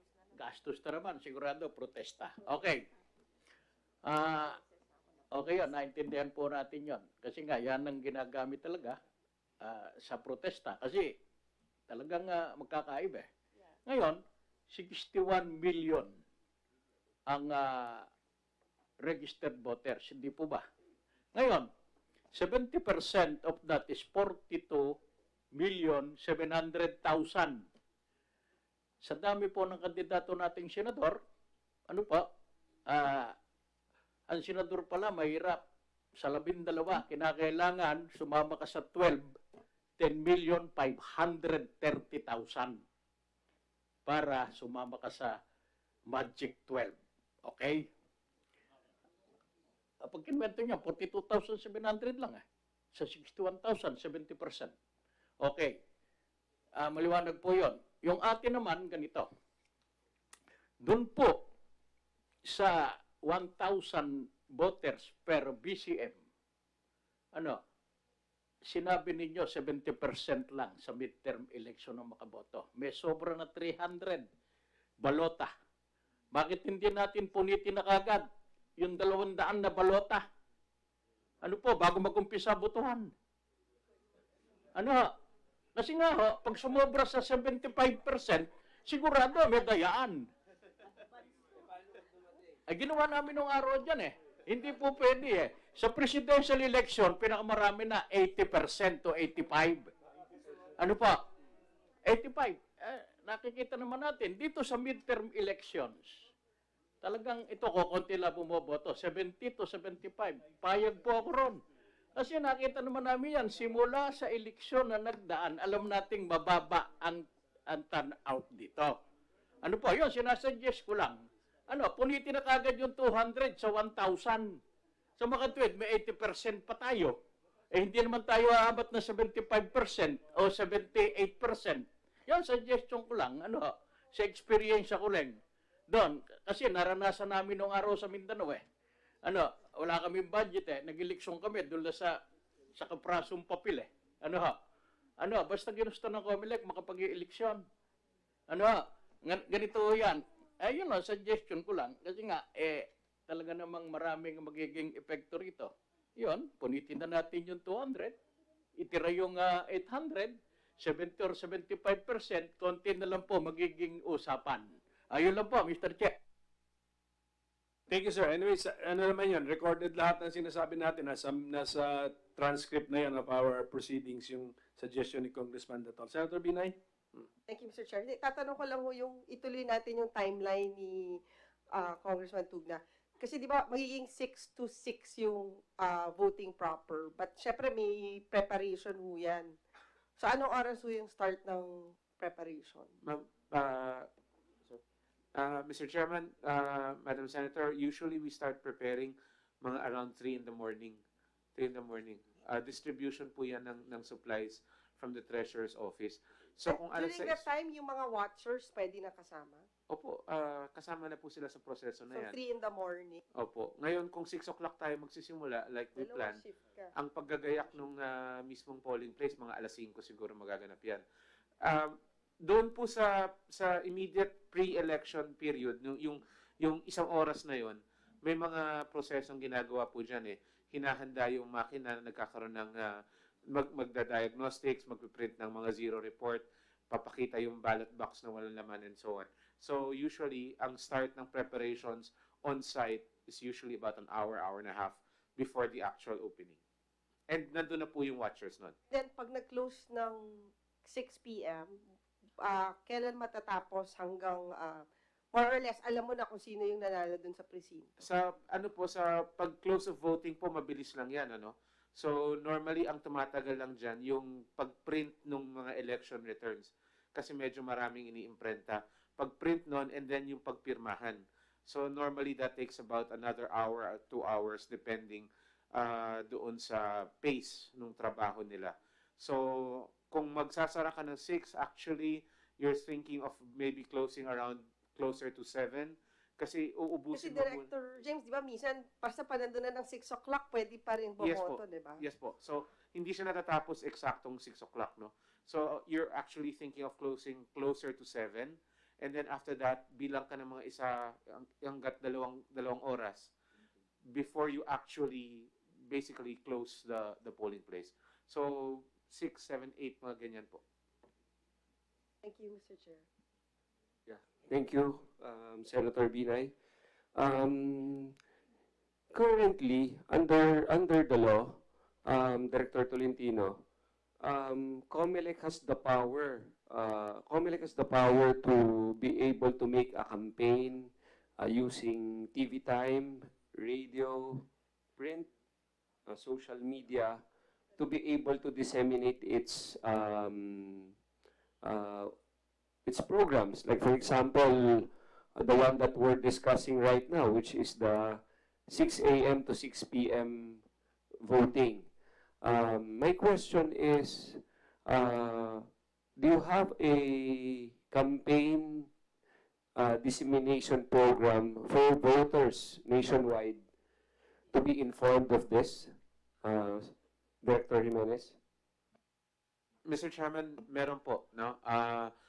Meron tayo tinatawag nating VCM roadshows kung saan dine-demonstrate natin yung operation ng makina sa iba't ibang audiences nationwide. Nagpakalat na tayo ng mga demo machines sa iba't ibang probinsya at kasama po doon sa pagde-demo ay yung pagpapaliwanag ng mga proseso ng halalan sa mismong araw ng halalan, kung ano ang ini-expect, kung ano ang gagawin at ano yung makikita ng mga botante sa lugar na yon.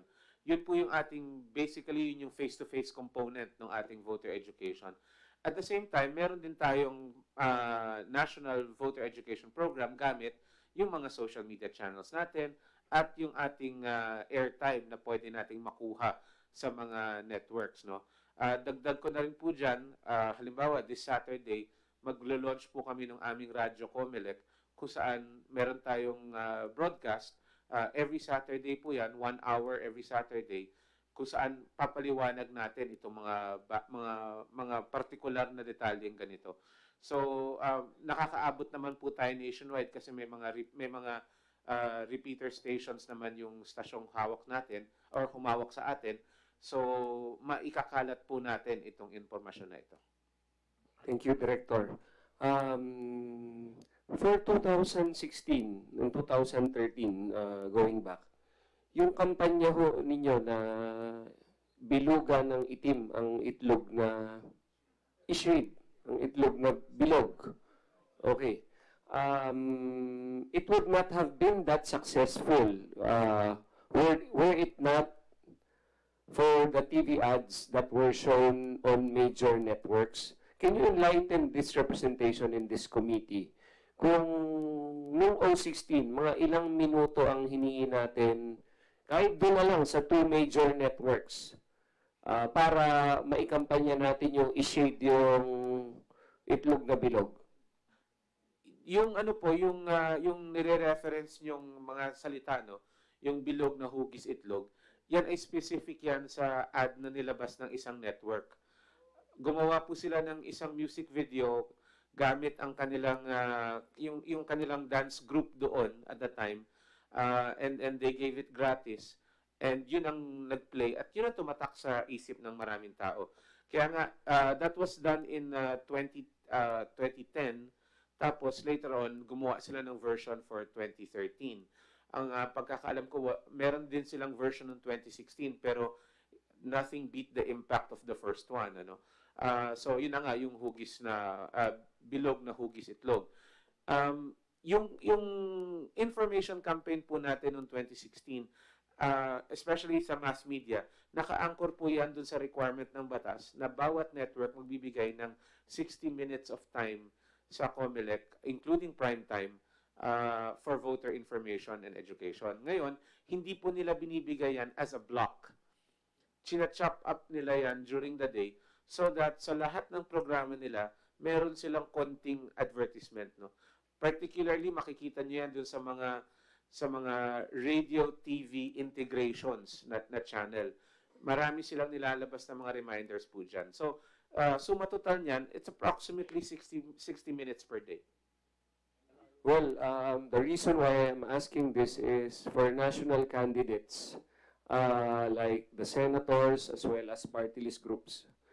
This may spell the difference between making it and not making it, depending on the campaign of the commission and its information dissemination in terms of the number of hours of voting. Because if the commission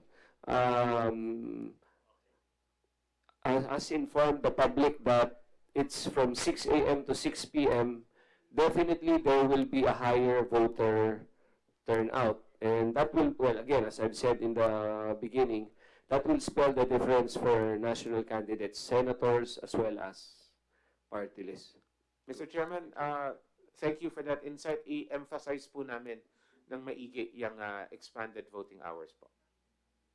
Thank you, Director. Kasi po, talaga namang ano rin to, in line din to sa constitutional mandate ng Comelec na yung mga rehistrado ay makaboto para makita talaga natin yung will ng electorate. Yes, Attorney Guevara, please. Magandang umaga po, sir. Since we're in the topic of the implementing calendar of Comelec, no, kung pwede nung sana makapag-request, Mr. Chair, sa Comelec, na sana itong implementing calendar nito ay i-upload nila sa kanilang website, sa Comelec website. To give you an example, nung nagkaroon po ng mock election, lahat po ng political parties or even independent candidates were not advised early on that there will be a mock election that will be conducted. The mock election is important for us who are doing the source code review because ito pa yung implementation ng nireview namin. So kung di ko namin makikita yung in-implement ng nireview namin, useless din, parang kulang sa aming pagtingin kung tama ba yung implementation stage based on what we have reviewed so far. Magkakaroon ng different activities based on implementing calendars na banggit ni Chair, yung printing of ballots, yung 2 p.m. bukas pag-escrow ng source code sa BSP, yung pre-lot. All these are important activities that we think that we should participate in, not necessarily for a political party, but for us as citizens to be able to see for ourselves that whatever we reviewed in the source code as guided by Smartmatic are actually the ones implemented properly. Yun lang po ang mukhay ko, Mr. Chair, bago tayo pumunta sa ibang topic.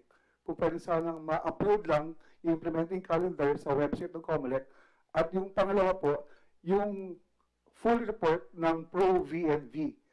Yung Pro-VNV po, ito po yung Independent Certification Entity na nag-source code po ng AES, ng VCM, CCS, at ng EMS. Kung sana pwede po ma-upload din to para makita namin at ma-compare namin yung aming observations sa local source code review at sa source code review na conducted by Pro-VNV. Yan lang po, Mr. Chair. Thank you, Attorney Guevara.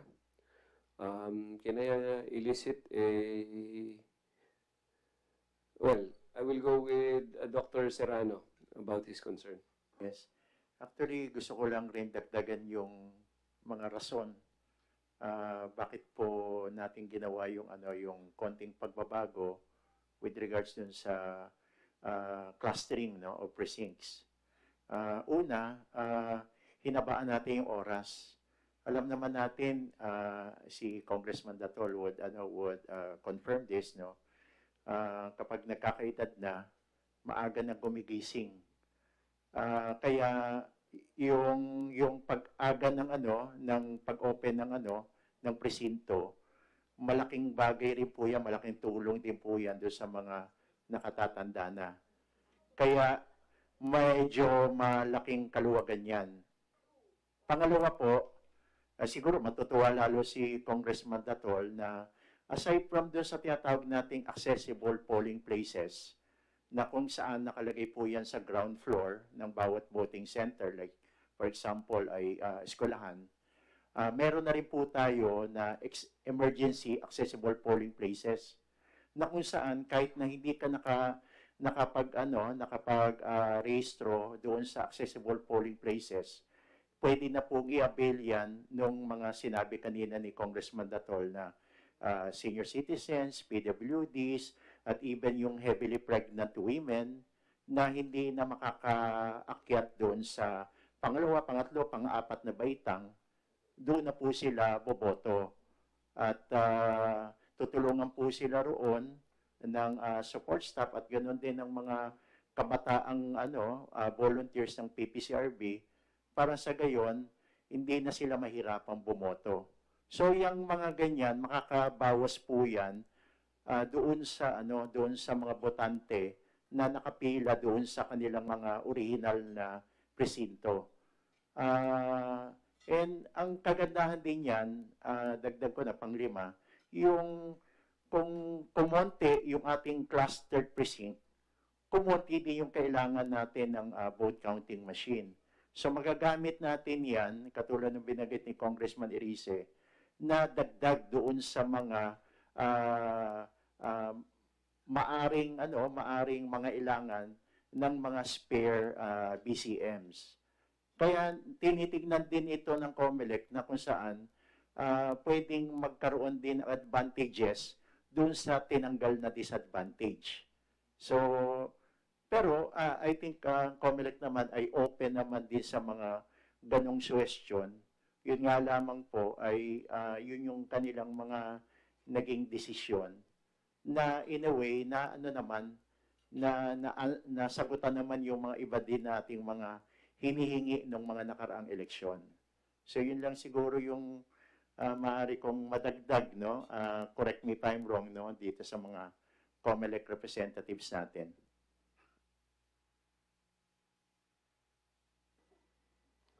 Thank you, Dr. Serrano. Yes, Director Jimenez, you're recognized, please. Thank you, Mr. Chair. Mr. Chair, gusto ko lang i-address yung request ni Attorney Guevara. Yung pag-post naman ng calendar sa website, kailangan lang namin internally i-request sa website administrator namin to do it, no? We'll pass the request to channels and we'll get back to you po kung kailan namin maipopost. But may proseso lang kaming pagdadaanan internally. Thank you po. Sure. Yes, thank you, Director Jimenez. Yes, Congressman Datol.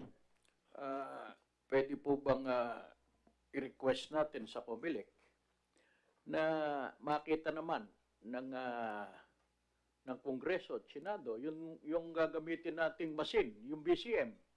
Kasi po, nakikita natin na nagkakaroon ng mock election kung saan lugar. Ang dito, siguro, sa mga tiga Kongreso at Senado, baka ako lang ang nakakita nung kayo nag-mock election. Sa susunod po sana, if the chairman permit us, na magdala po kayo rito ng machine para makita naman namin sa susunod nating hearing. At pangalawa, ma-inspeksyon natin, kung meron pa, ma-inspeksyon naman natin yung mga machine na inapurbahan nyo, binili nyo, yung gagamiting spare. Alam ko, nasa Santa Rosa, Laguna lang yan. Ma-inspeksyon natin at saka yung pag-iimprenta ng mga balota sa national printing. Para yun sana request ko, na sana naman magawa natin ang paraan, tayo mga members ng committee neto, yun lang po, ang galang-galang na chairman. Thank you, Congressman Datol. To Director Tolentino, currently, based on the timeline of activities, when will be the testing of the machines, which are currently stored in Laguna? Or has it been tested already? We have completed the hardware acceptance test. And then the next testing that would be done would be the pre-election logic and accuracy test. It's undergoing right now. It's Si Director kasi busy yata kayo, hindi nyo kami naimbitahan eh. Pati tuloy yung makina, mapapadala pa dito sa Senado eh. Imbitahan niyo naman po yung committee. Si James po, gagawa po Mr. Chair, magdadala naman talaga kami ng makina dito. Balak po namin mag-set up ng VCM demo at parang konting Q&A sa mga miyembro ng ng Senado, no? Hindi lamang yung mga senador natin kundi pati yung mga staff na rin. So, ano lang po, scheduling lang po 'yan para makakuha tayo ng oras at ng lugar para magawa natin ng demo. Yes, I will confer with Senator Coco about that also. So, right now, I understand people are already having their lunch. Sige, this will be a working lunch na lang.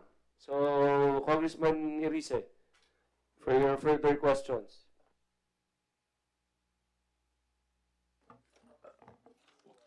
Actually, this will be my last set of questions. And this is about I just want to compare in terms of responsibility center, the 2013, 2016, and the 2019 elections in terms of responsibility, especially on technical matters. So may I just ask the Commission on Elections, for example, in the area of data centers, election configuration, on-site support, test for AES in the data center. In the 2013 elections, sino po ang may responsibilidad dito, 2016 at 2019? Comelec po lahat ang may responsibilidad sa elections. It just so happens that sometimes we have to engage the services of several providers because the expertise are with them. For example, in the 2013 election, who provided this and who is the backup sa transmission po? No. Sa data center? Data center. 2013, it's Comelec and Sir, kasama yan sa contract is namin. it part of the contract with Smartmatic in the 2013 election? Yes, sir. How about 2016? Yes, sir. How about 2019? Because generally that is where all the results from the VCM go to. So it's part of the contract. So it's Yes, and the accountability is both with Comelec and Smartmatic. But primarily amin po. How about the memory configuration room? Election. For 2019, it's ours, sir. Kami lang ang nandun. Comelec lang. How about 2016? It's joint between Smartmatic and Comelec because it's the new system, the new VCM. So it's part of the contract with Smartmatic in the 2016. Yes, sir. How about 2013? 13, it's Comelec. When we exercise the option to purchase, like it's Comelec po ang Comelec. nagiging 2013 Comelec. in charge. How about the warehouse management, warehousing? It's ours, sir. Now, 2019. How about 2016? Amin din po, sir. It's not part of the contract with your contractor? No, sir. How about 2013? Amin din yun, sir. All Comelec, Yes. the warehousing. How about the training? 2013, 2016, 2019. Yung part ng pag new machine like 2010 and 2016, it's Smartmatic. Mhm. Once we exercise the OTP, it's ours. So It's our 2019, it's yours. responsibility, yes, sir. It's yours. I'm asking things because I want to be very clear on who will be accountable on these particular matters. How about the NTSC? It's Comelec now. How about Yes, sir. 2013? With Comelec. How about 2016? Comelec din yun, sir. But then they had personnel who were manning the third level. Ballot printing. Comelec po yan. So there's and no... NPO. Yes, sir. So meaning at this point in time, it will be entirely Comelec. Comelec will be managing all aspect of the technical services. Yes, sir. And what will be the role of Smartmatic in these elections? We should be very clear about this. It would be technical support. Meaning, the level of responsibility of Smartmatic at this point in time. Like, for example, an example of technical support would be when there is error encountered during the, for example, loading of the data.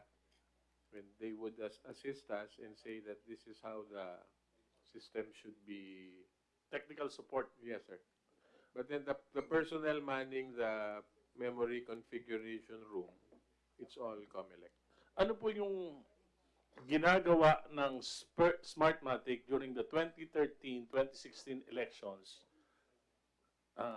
na sila may control, na ngayon ay hindi na nila gagawin 2019 elections at Comelec na?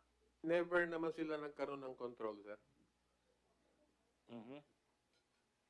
In all technical... yes, sir. Because especially yung may mga glitches, di ba? May mga accusation na it's Smartmatic is controlling the machines, changing the enye. There are protocols, sir. Mm-hmm. In that instance of the changing of the enye. So it's the same protocol, Hindi 2013, 2016, 2019? Yes, sir. Hindi nagdaan yung...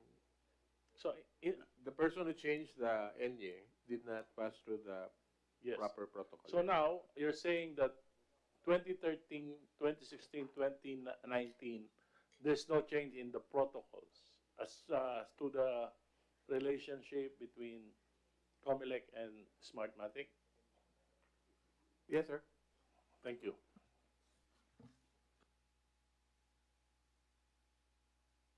Has the executive director taken his lunch? O, sige. We'll just have a 5 to 10 minute break so that everyone can eat. So our hearing is suspended.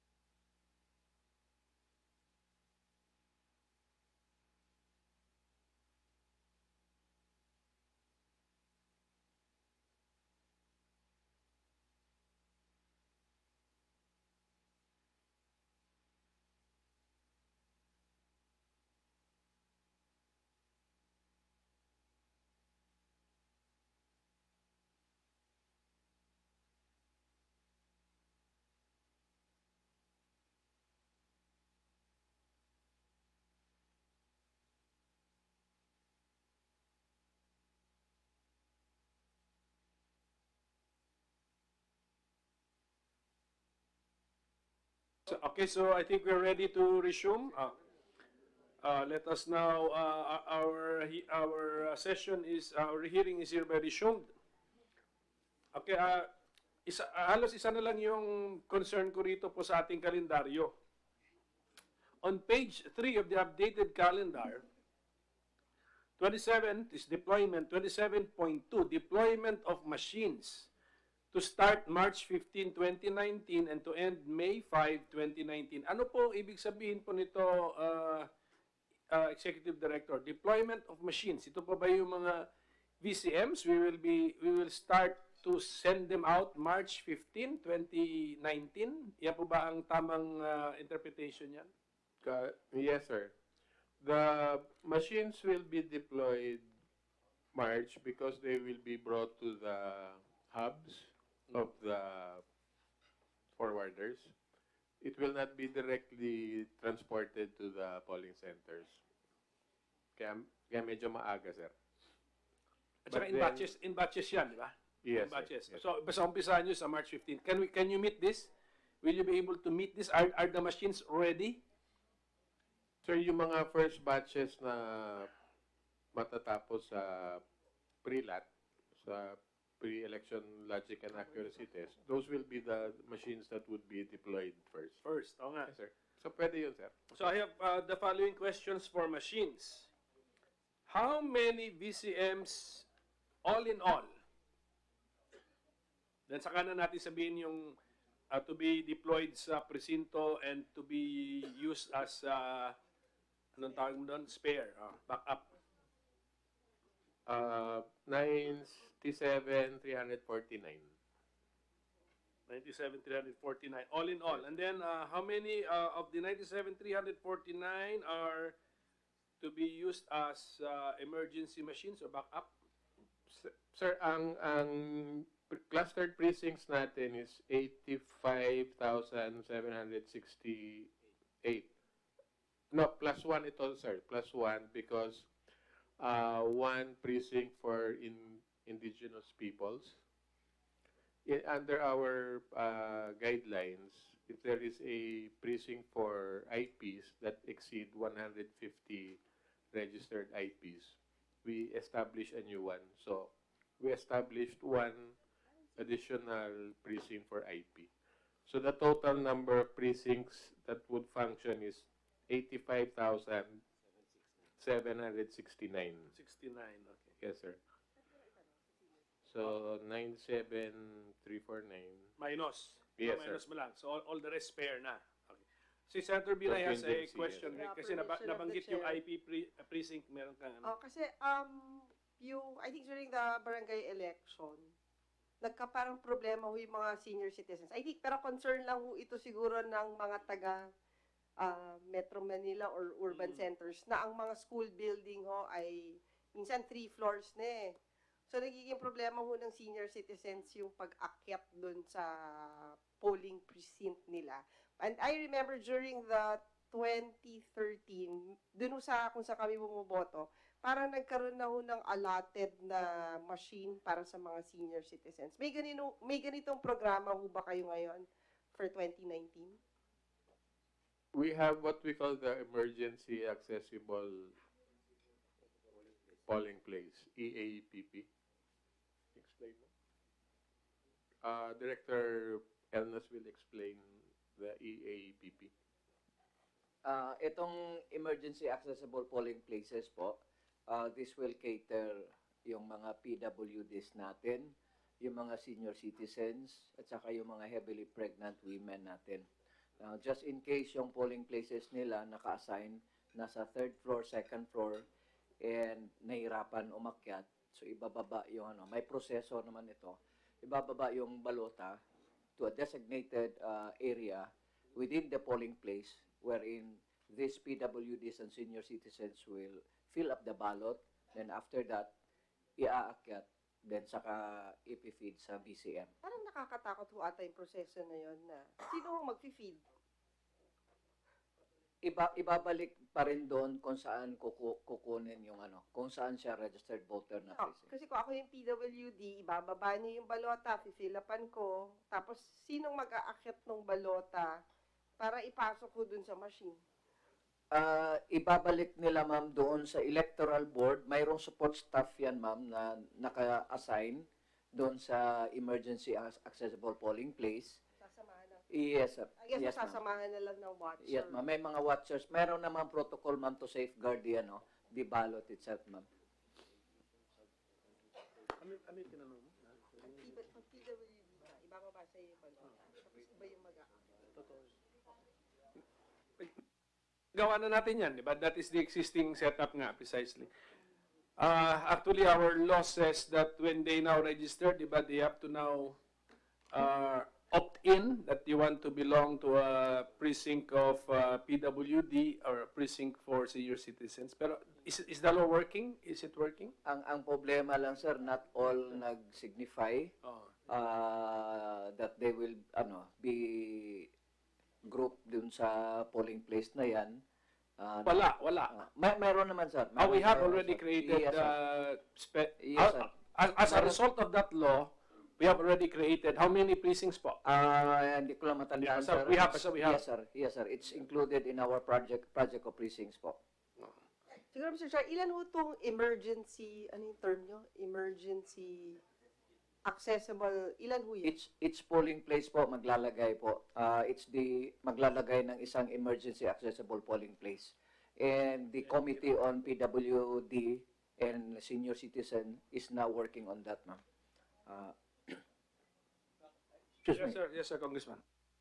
Po kami, nung kanilang grupo, headed by one regional directors, under ng Commissioner, if I'm not mistaken, Alpareño.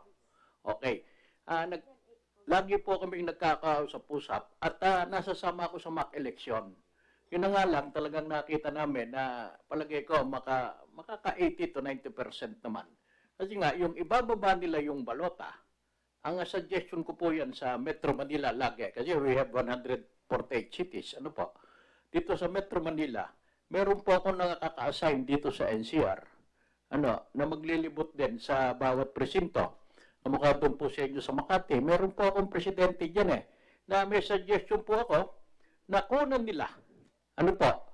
May mga cellphone naman po yung mga coordinators ko Kukunan nila ng camera yung mga iboboto bago ipanik sa itaas.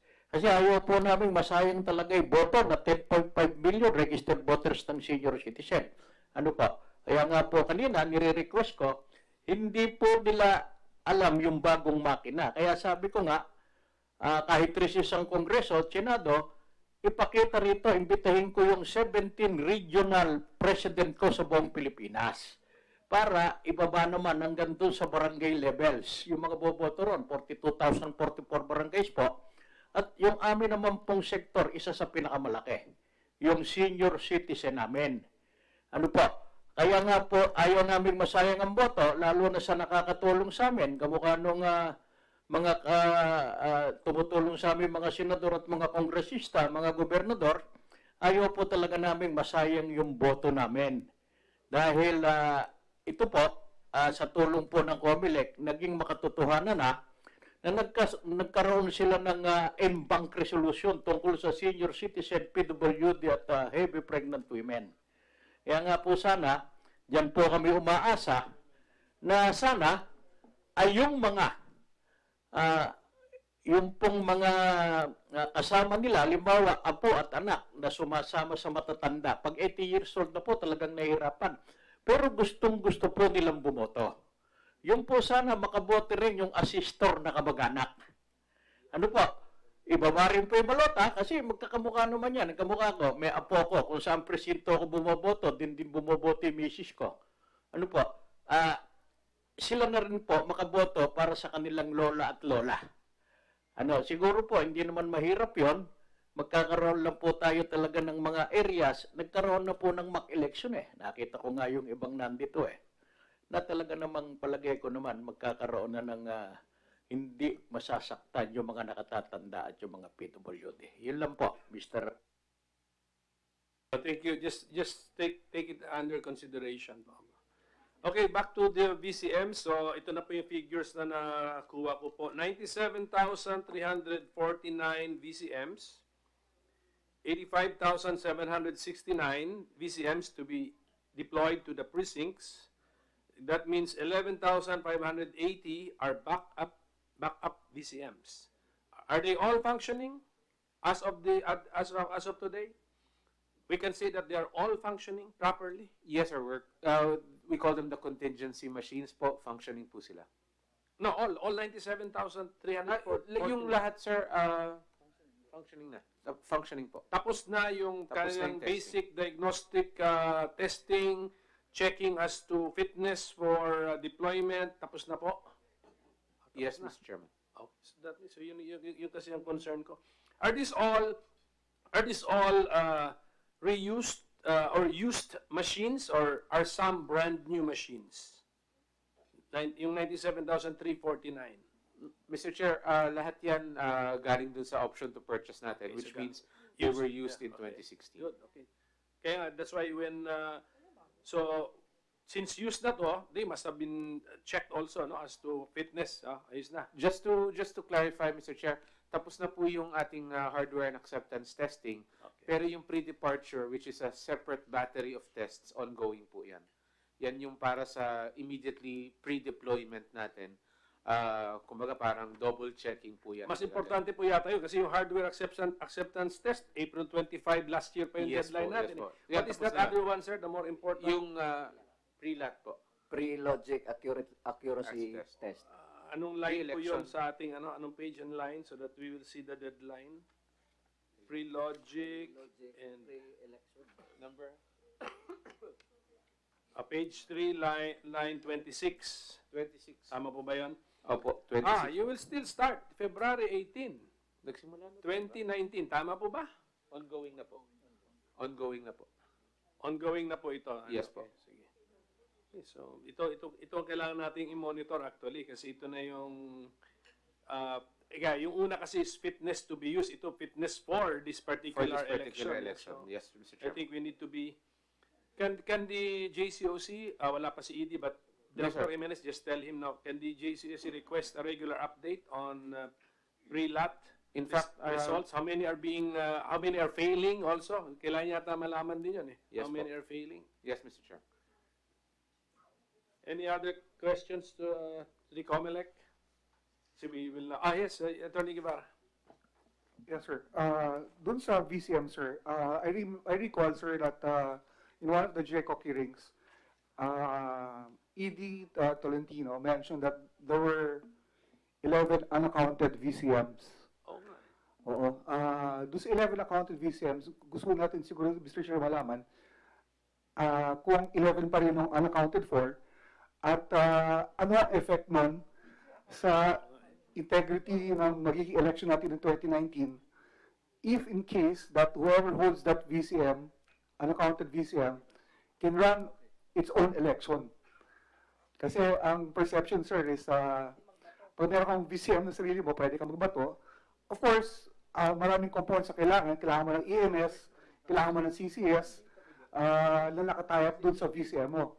Ngayon, ang pating sinasabi imposible mangyari yan kasi masyado malaki yung component para makapagpatabo ka ng sarili mong election, maski meron kang sarili VCM. Again, I will go back to my earlier statement that the threat is not external, but the threat is internal. It's always been internal, and there's always a perception lang naman, sir, that there's a connivance between Smartmatic and Comelec. Of course, we want to make sure that that perception is a false perception. We want to help Comelec, we want to help Smartmatic, but again,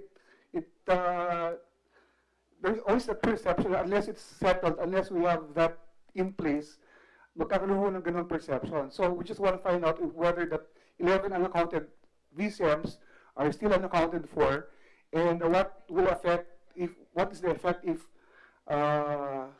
somebody holds a VCM and can that person run its own election system? Thank you. Siguro step by step muna tayo. Yung 97,349 VCMs, ano ba talaga physical count of the VCMs in the custody, possession of Comelec? Tama po ba yun? Yes, Mr. Chair. Then, do we confirm that there are missing VCMs? And Why? Why do we say that these are missing? Because Comelec used to have them in its possession? Ganun po ba yan? Mr. Chair, for that specific question, may we ask for si Director Tolentino when he comes back? No, because I'm not... Parating na po siya. So let us give him time to, Sige po. to come. Okay.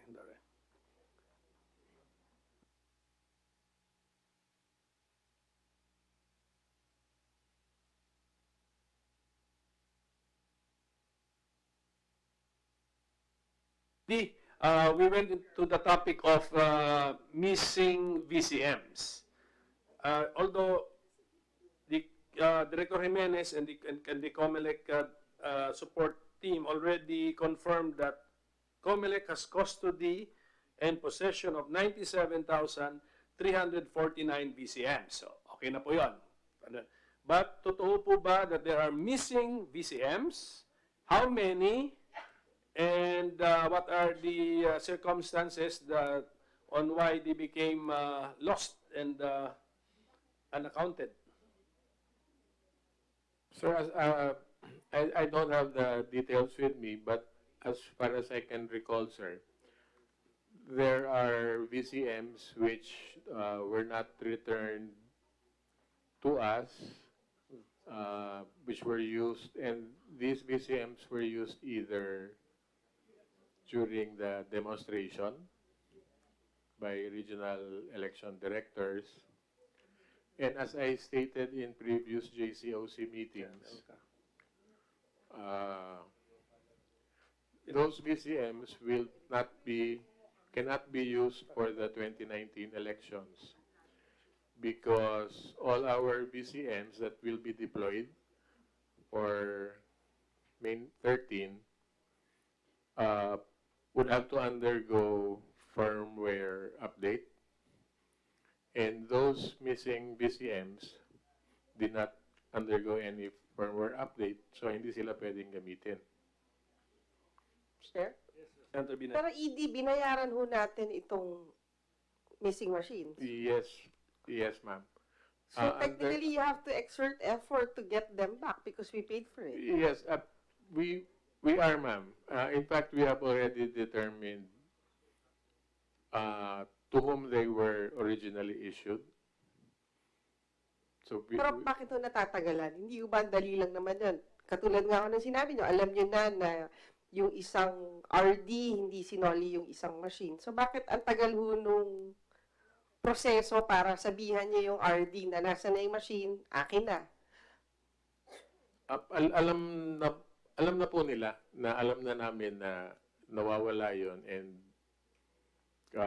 sorry pa, to be candid, I've been busy for other matters po. So I was just thinking that hindi naman siya pwedeng magamit sa election. So, pero that's not the point. The point is this is government property. Na kayo din ho yan. Pag nag-retire kayo, kanina ba naka-detail yung machine na yan? Lahat po ng lumabas na equipment, merong corresponding memorandum receipts. Yeah, but what was the reason why they can't return the machine? Ma'am, hindi po namin ina-abandon yung makina na yun at hindi na namin hahanapin. Hahanapin po namin yan, but I'm sure kinausap nyo na yung the one who's supposed to be in charge of that one machine. I assume that you talked to them. Yes po. And what was the answer? Why can't they give it back? Well, they claim that it was withdrawn by the forwarding company. Yung marami kasing dinaanan po yan eh. Mag-specific tayo, ED, kasi I have a document which I think also came from Comelec. Actually, 12 ang nakalista po rito. 12 ba? Example lang natin kasi kung meron tayong ang consignee Manama, United Kingdom of Bahrain. Ginamit natin sa OAV, unreturned. So, yan. Hindi ba madaling isolve yan? Ano nangyayari dun sa machine? Ang nakasulat sa remarks pa natin, for further verification. So, alam na ba natin ngayon what happened to the machine? Ang usual sinasabi po is they were returned and then the forwarding company got it and then sinasabi ng forwarding company they turned it over. So marami po kasing verification nga nagagawin. Yeah, but basta, you remember this document, sir? No? Yes, sir. Yes, sir. So, ang sinasabi nyo sa amin, hindi magagamit sa kalokohan ngayon sa unauthorized transmission of results because hindi siya tatakbo or hindi siya updated yung software niya, right? But yes, Mr. Aberia, ano po yun? Just on the technical side on the VCM, Your Honor. Changing the firmware does not guarantee that the older machine, the machine with the older firmware will not work. Remember, we're saying while hacking the machines externally from external sources is difficult, if not impossible. It's easier to be done by an insider or somebody who has knowledge of the system, which was actually demonstrated with the ENIE. Although that ENIE, I'm not saying that the ENIE was a hacking incident, but somebody from inside can change the software. Yes, Mr. Chair, siguro I will not argue anymore on that. Are you saying, Edie, that the probability is 0% na magagamit ito? Yes, ma'am. Right now, aside from the firmware update, our system, yung nilalagay natin sa VCMs, yung sa SD card, it already identifies the serial number of the machine that is being used. So kung hindi kasama ang serial number nung nami-missing, madaling matrace na dapat hindi nga siya nagamit.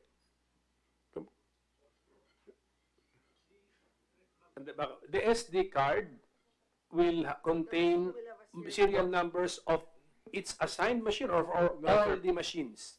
The 97,000 machines. The system will allow us to determine the serial number of the machine that was used and installed in a specific precinct.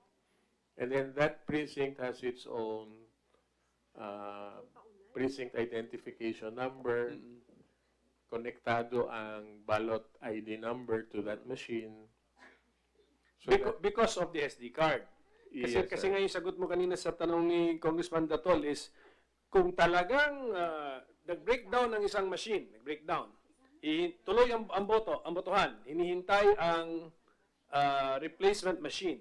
Pero pag walang dumating na replacement machine, sabi niyo kanina, pwedeng actually bilangin itong mga ballots using the machine sa next precinct, palitan lang ang SD card. Tama po ba yan? Yes, sir. That's right. The system, sir, will be able to determine what is the serial number of the VCM that was used. And then that number will be one of the data of the reports to be generated by the system. Let's say, in the remote possibility na nagamit itong one of the 12 missing, with may sarili serial number ito, at nag-try magbato ng resulta, alam ng system na blocked itong mga serial number ng machine na nagbabato? Hindi siguro, no? Kasi yun yata yun ang nakikita ko parang flow ng point eh. Ang point ED, if you undertake a forensic analysis, makikita mo. Ang tanong na natin is, tatanggapin ba ang resulta? May I refer that question to Director Florarita? She's the Director of our Information Technology Department. Yes, Director, please. The system po will only determine the VCM serial number that the configuration used, printed in all the reports of the VCM. However, it will not it will still accept results from the missing VCM in case po ito mag-transmit ng results. Pero ang controls po natin doon is the configuration certificates. When we load the election data po sa EMS, it created certificates for each configuration and yung system. Kung makuha man po nila yung machine, aside from yung firmware upgrade niya, hindi naman parehas, makakuha man siya ng config na created ngayon, hindi naman magra-run yun because yung certificate will not match. In case naman po yung nalagyan siya ng firmware upgrade, pero wala naman siyang config that ang certification is being used sa lahat ng mga receiving systems, hindi rin siya magagamit. So yung mga controls po, it's from configuration to the printing ng ballots, kasi yung ballot hindi rin ma-read unless pareha sila ng config. Yung receiving systems, lahat yun kailangan maging compatible before magamit yung missing VCM. Can we get, Congressman, tapos reaction from the technical guys to help us understand the explanation of the Congresswoman? Yeah, thank you, Mr. Chairman. That's why earlier I was talking to Director Tolentino and Director Jimenez about like people, you know, approaching some politicians na sinasabi nila, magbibigay kayo ng ganito so that maproprotektahan natin.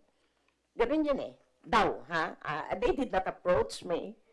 Nobody approached me. But I'm just listening to some reports or stories of some politicians na sinasabi, somebody are going to their place, na ganyan-ganyan.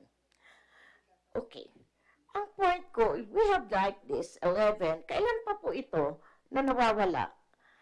2016, ito ba yung mga na-issue and then it was never given back to the Comelec?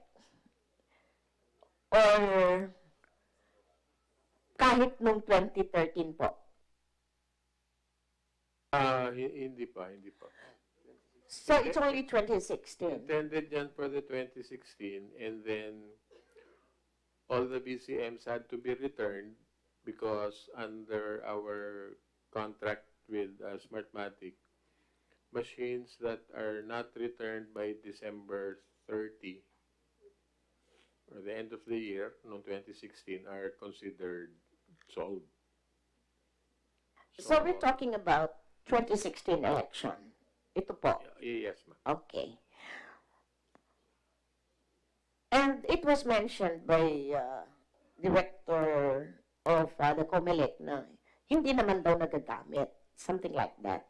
Maybe we have some resource speaker, Mr. Chairman, that maybe could give us an enlightenment. Kung paano, ano ba? Pwede pa ba ito na magagamit?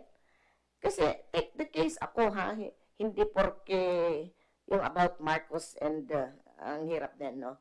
Pero, umaabante, biglang, mamaya, pantay na. Something like that ba? Baka naman, ewan ko lang ha. Yun lang, Mr. Chairman. And secondly, I would like to ask dito sa Smartmatic that, pero dito muna tayo, later na ako magtatanong, Mr. Chairman. Can the technical guys help us understand the explanation of the Comelec director, yung safeguards? Mr. Chair, with your permission. Well, actually, to address the concern of our JCOC members, so the missing VCMs, although it does not have the updated firmware, so long as they have an EMS, they can reprogram those VCMs. Because all you need would be the reprogramming of the SD card, load it, because the VCMs are generic. Just load it on the SD cards with the upgraded configuration, upgraded data from the EMS. Those will work. those VCMs will work. And the system, as Comelec has explained, does not block the transmission. It does not do a negative list of the so it will accept.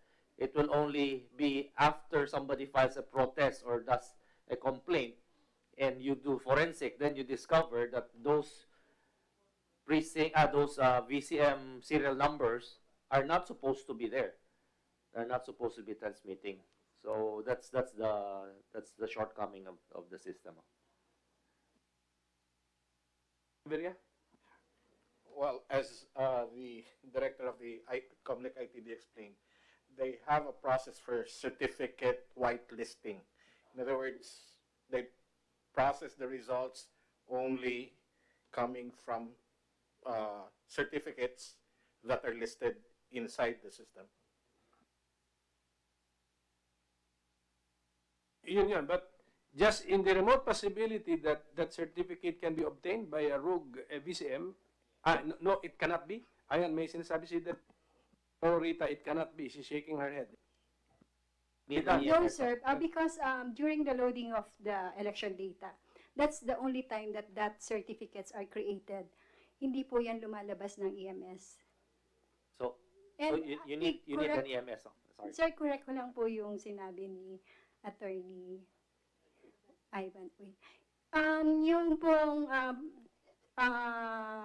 VCM firmware, hindi po siya galing sa configuration.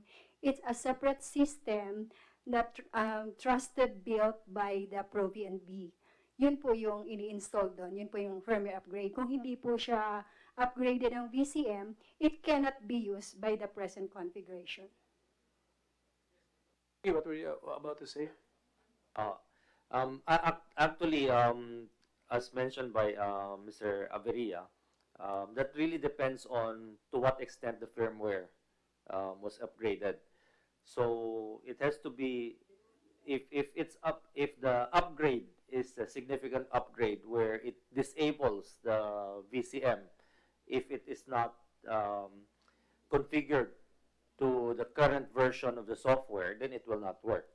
But if the firmware upgrade is minor, then with an EMS that can do the configuration on the SD card, then it will work. So depends really on to what extent the firmware upgrade has been made. But sige, in the meantime, the Comelec has explained to us the safeguards. But possession of unauthorized VCM is not a crime? Oh, gawin natin crime. It's an election offense. So we should announce that siguro or disseminate that. No? So because Mr. Chair, pwede lang natin kasi may 6 na machine dito nakasulat, reportedly placed inside the ballot box by the BEIs assigned in the respective precincts. Protocol ba to that they put the machine inside the ballot box? Hindi pa. Well, yung BEI naman, in case of doubt, place everything inside the ballot box. Para wala siyang Pero siguro, ED, tignan din natin yung training ng mga BEIs natin because I am part of the Senate Electoral Tribunal. And then, alam niyo naman na, di ba, may pending case before si Secretary Tolentino, but umatras na siya. And dun sa pag-appreciate namin ng ballots, I think meron ho kayong form na supposed to be finifila pa ng mga BEIs. Parang may ganun ho ata. Minutes pa? Parang yung iba ho naming nakita, kulang-kulang, parang they don't fill up everything. Kaya ho, the minutes. In the minutes. So parang, I don't know if SET already provided you with with their findings. Pagdating nga dun sa, parang nahihirapan kami tuloy i-appreciate kasi kulang-kulang nga yung data submitted by the BEIs. So siguro tingnan lang natin yung training programs natin for our BEIs kasi isipin nyo, ito ho hindi naman sa probinsya nang galing yung pagkakamali ng mga BEIs. City of Mandaluyong, Taguig, na nagkakamali pa sila na dapat na nilalagay nila sa loob ng ballot box yung PCMs. Thank you, Mr. Chair. Senator Binay, touch on training. Ito pa, page 3 po yan sa ating updated calendar, line 30. So training of trainers, January 19, 2019. Naumpisahan po natin. Naging on time tayo dyan sa training of trainers. Tapos na po. Hanggang February 22 pa Yes, po sir. yan. Director Agitching, Yes, she's with, Director, please. she takes charge of training. 30.2, training of BEIs to start February 25, 2019. Are we on schedule? Sige ma'am, just tell us po. Your Honor, we are on schedule. We are actually having our training of trainers second batch this week. We will end on Friday. And then starting next week, sir, we will have our second layer of training of trainers for 500 of our technical people in the field. These are Comelec people. And then there will be a technical support training, electoral board training for the entire month of March. And the last training would be for the Board of Canvassers, which will be in the first week of April. We will also do refresher of training ng mga electoral boards. Okay, so on time tayo, pero last time ginawa rin natin yung training of the BEI, but observation nga ng set medyo. At di ba, last hearing yata natin, we suggested some improvements on the module, maybe, di ba? Are you improving the module? Because given this observation of senator members of the SET, they're not filling up the minutes of voting or all the forms that they should fill up. So that means we have to review the module given to them in 2016 kasi hindi nasunod. Did we review? Your Honor, actually, we are providing all kinds of training tools. We have videos which the teachers actually take home so that they can review. We have training manuals. We also have PowerPoints. We would have wanted, Your Honor, that trainings would be for 2 days. But because of limited budget given to us, we had to maintain a one-day training. But this has been a recurring issue on the part of Comelec that we would have wanted, sir, to have 2 days of two full days of training for our teachers. Last hearing you mentioned also the budget. So, okay, if there are no more questions to the Comelec, in the meantime, we can now hear the report of our source code review team. Your doc, okay? Are we okay? So can we now hear the report of the local source code reviewers retained by the Senate panel of the GCOC? So Attorney Ivan Oy, please. Thank you very much, Mr. Chair. We prepared a PowerPoint presentation for everybody, so it will be clearer. It's already loaded in the computer, so may PowerPoint. Okay, we will use the projectors.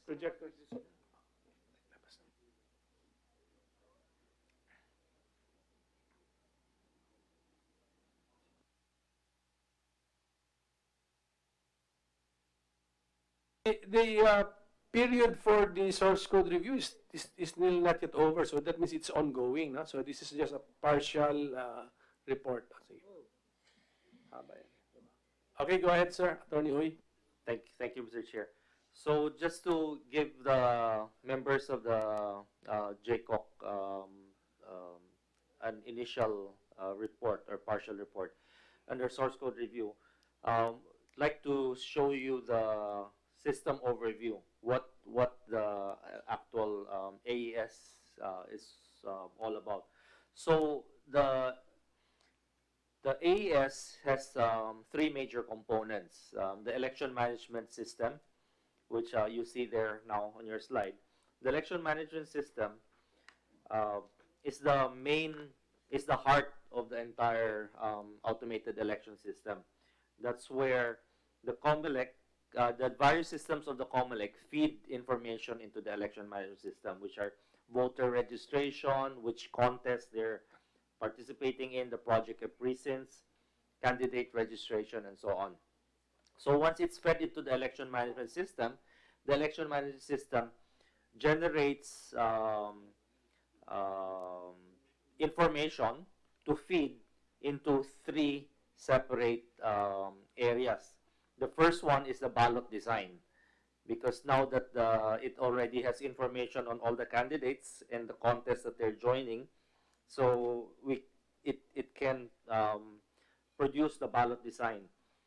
Then it configures the CCS, the Consolidation Canvassing System, where all the election transmitted data is consolidated and canvassed.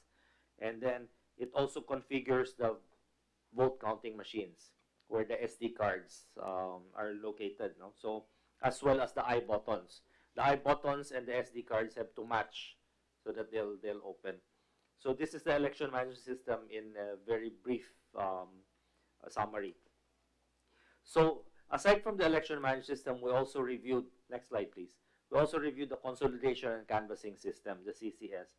This is on 4 levels, the precinct level, the municipal level, the provincial level, and on the national level. So the consolidation canvassing system receives information from the VCMs, and based on those information received, it consolidates and goes through what we call a ladderized system to go up to the central server. However, the information on the transparency server comes direct from the precinct level. Does not go through the ladderized system. The third system, next slide please. The third system that we reviewed was the VCM, or vote counting machine system. This is the equipment that is deployed at the precinct level, and this is the equipment that that was mentioned a while ago with 11 units missing. So we have 97,000 more or less, 97,000 of these units deployed for the 2016 elections. It basically is a scanner that can scan the ballots, store information, and count them. The images that are stored by these systems are encrypted and stored on the SD cards, or in the first generation is the compact flash card. And then it transmits the election return as well as prints the election returns. So based on these 3 systems that we reviewed under the source code, we have some observations and recommendations, findings and recommendations. Well, before I go into that, I just wish to mention that, as Chairman has mentioned earlier, Comelec has informed the JCOC that there are almost about 10 software that is there, but we were only allowed to review 3 of them. We were not given the opportunity to review the others. We feel that it's very important for us to do a complete review of all the source codes that runs.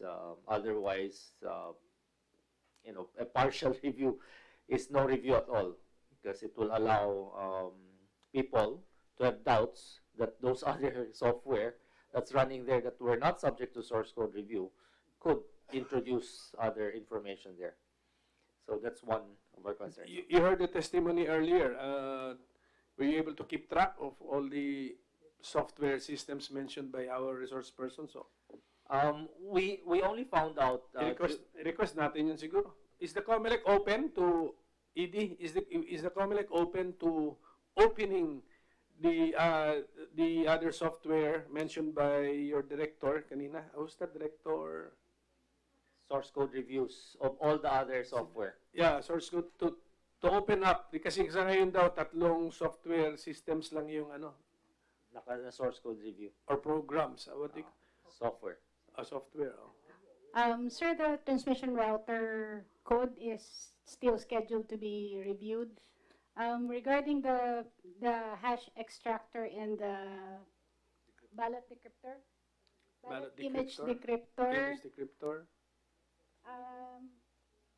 Sir, I would just like to verify with Smartmatic if that is part of the VCM code. Smartmatic, can you answer, please? Yes, those are part of the VCM code itself.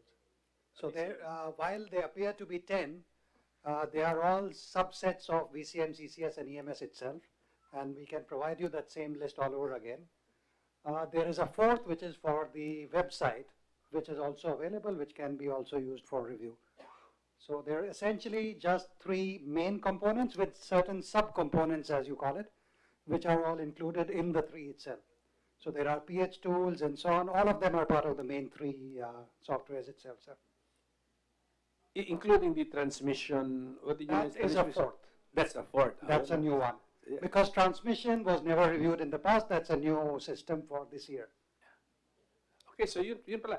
So if our technical guys agree that with the manifestation of Mr. Dahia that the other software or code being mentioned by our resource persons are subsets of the three main ones, but there's a fourth one.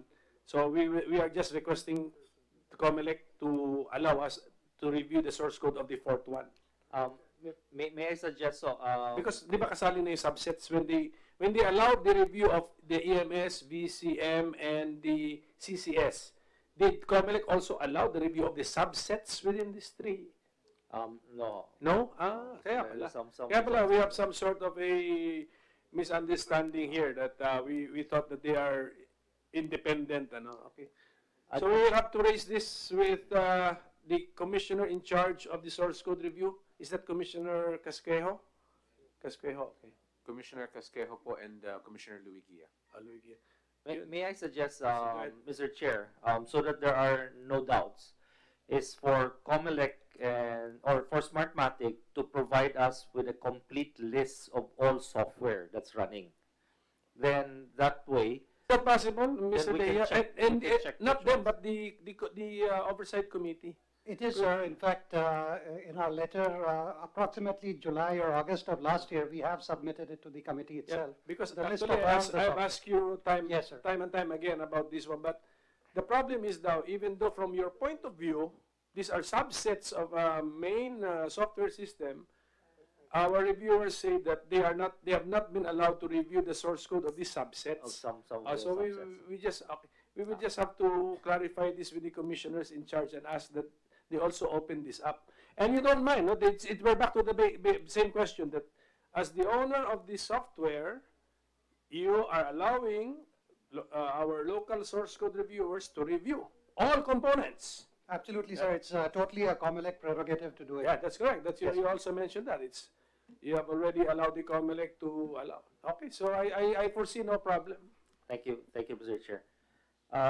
Well, I'll just comment on that in a while because we have another observation and recommendation. One of the slides. Let's go back to the first. Okay. So one of the observations of the source code review team is that there should be administrative columns on the EMS tables. We recommend that the administrative columns on those tables provide this particular information. Created by, the date created, updated by, and the date that it has been updated. This would provide us with a good audit trail as well as accountability on the person who created the program or the procedure and who updated the procedure, as well as the created date and the created updated date. This way, for instance, it would minimize, it would prevent occasions where people would go into the system, change the question mark to an enye, and then come out and nobody knows who created it, who updated it, at what date and at what time. So those are the things. With this administrative column, you would be able to know who exactly were the ones who did what on the system. So this is part of best practices. The second concern that we notice is the stored procedures. What do we mean by stored procedures?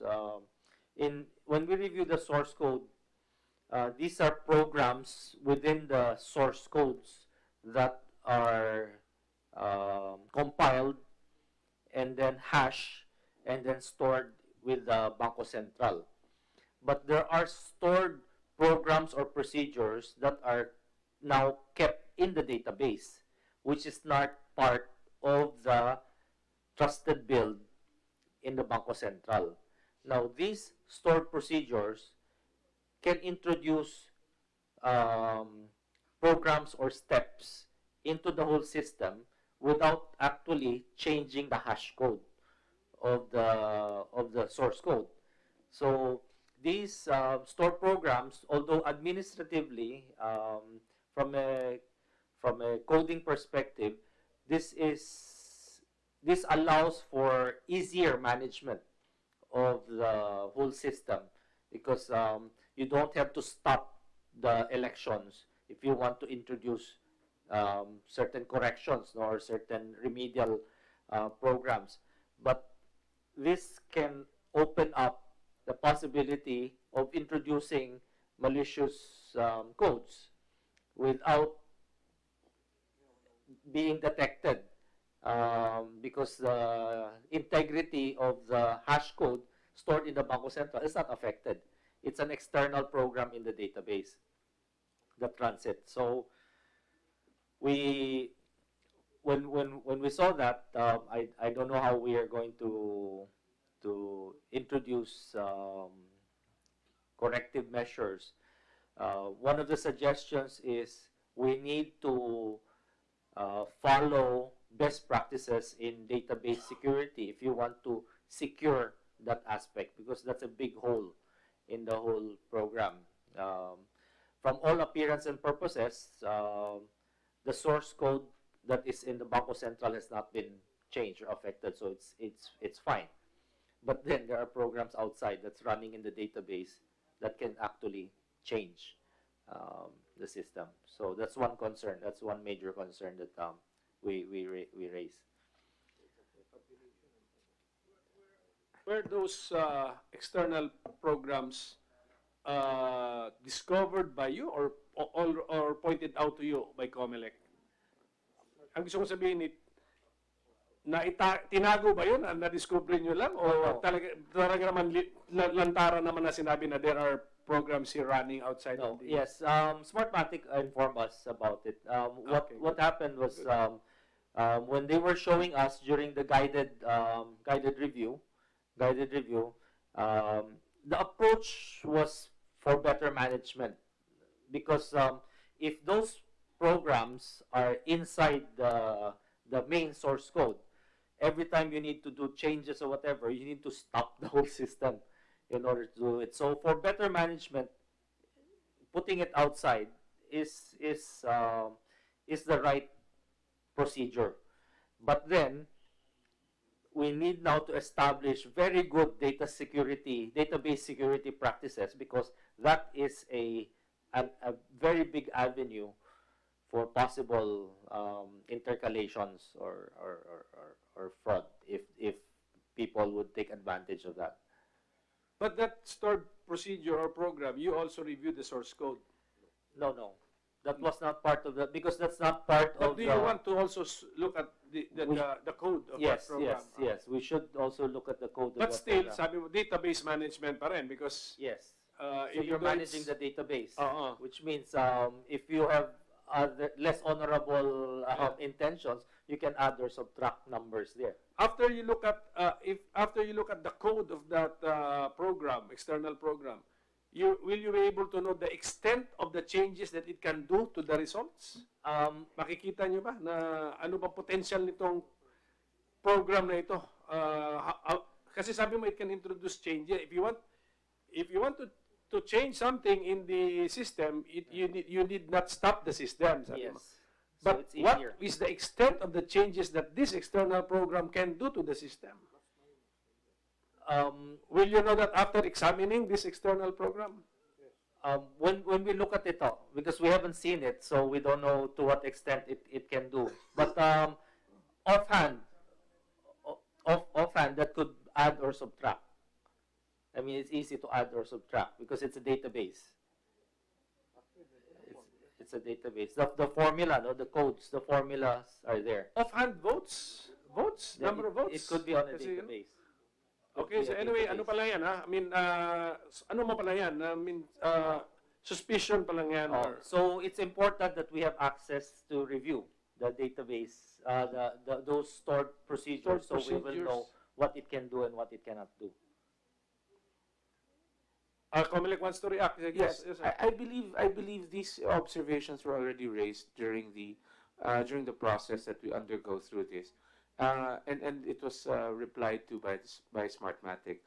Now, if there are further questions, then it would probably be more helpful if we were to ventilate it within the process of the local source code review, because that way we can make, like for instance, in other cases where observations are raised, adjustments were made where they could be. In other cases, some of these questions rise to the level of policy, which cannot be decided at any level below the Commission on Bank. No? So again, and we also need to keep a close look on exactly how far removed from practical these scenarios are. Because if we're talking about all of the possibilities, then there are always a lot of possibilities. But we should be dealing more with probability and the question of, again, how far removed are we from practical effects? No? Which is why perhaps we are restarting. We had to move, Mr. Chair, the venue of the source code review from De La Salle to the Comelec. So we've asked to reconvene on the 12th.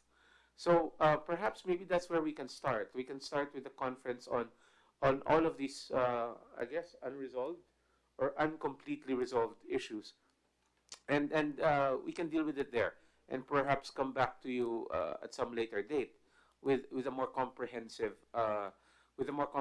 reply, rather than delving into all of the different ways that this thing could go south. ED. Sorry, if I may add. The observation refers to the CCS.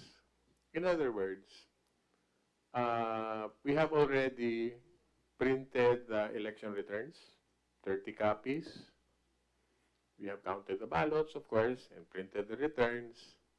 We distributed the returns. We printed 8 copies first for distribution and then transmission. Then saka papasok sa CCS. So all that you have to do is ask your watchers to check with the municipal board. In precinct number 1A, our vote is like this, based on the returns. What do you have there in the CCS? It's the same. So, marami kasing, suspicion and everything. I would rely more on the code review and certification issued by an international certification entity. I think that's precisely the reason why the law itself requires the eyes. Probably Congress does not trust us. Kailangan international certification entity. Okay, but this local source code review is also authorized by law, diba? So okay, so multiple. So ganito lang. Okay, source code review period is up to February 28, 2019. Are you adjusting this because of the delay in the change of venue? Siguro, yes, sir. We already asked for an extension and it was granted. Okay. We're looking until the end of March, I believe. Okay. Yes, sir. But since umpisa na rin natin ang partial report, in the interest of transparency, I will just finish your partial report. We will not be alarmist na lang, okay? Okay, so we will allow this our team to submit the report publicly so that everyone is. Okay, go ahead, Attorney. Thank you, Mr. Chair. Well, actually, this report was being made upon the instructions of the JCOC to submit the report and recommendations. That's why we're presenting this. Observations and recommendations. So, aside from that, aside from the stored procedures, the next slide, please. One of the observation is again, that red box, the box that's coming out. We fully understand the convenience of having this red box over the oval, shaded oval, so that it's indicative that when we review, we will know how the machine read the ballot. But having that red box on the actual image compromises the quality, the integrity of that image, because in order to do that, you need to process the image. You need to introduce a mark, no, into that image. Our recommendation is, if that is not, if the square box really should be there, is that in the SD card it should store two files: the raw image file, which is completely unaltered, unprocessed, and a processed image where it has the box. That way, you can always refer to the other ones, because based on the rules of electronic evidence, once you start introducing a processed image, that image is no longer, the integrity of the image is already compromised. So that's our recommendation, to have the raw file, the raw image actually unprocessed, unaltered, to be also on the SD card as part of the image. Third observation is the QR codes. The ballots themselves incorporates, in the past, incorporated barcodes. In the new ballots, I think it's already using the QR codes. However, the election returns do not have the QR codes. If the election returns printed, might as well put the QR code there na rin, so that you know that, that it's easier to track the election return to the VCM that produced it. And I don't know if you're going to print the QR codes on the election return, do you also want to print it on the VVPAT? On the VVPAT. It's already there in the VVPATs. Okay. So at least on the election returns, we're suggesting that the QR code already be included in the election returns. The next one is the certificate authority. This is different from the independent certification entity. No? The certificate authority is the one that handles the digital signature, or the encryption, or what we call the PKI, the encryption and decryption of the files that is transmitted.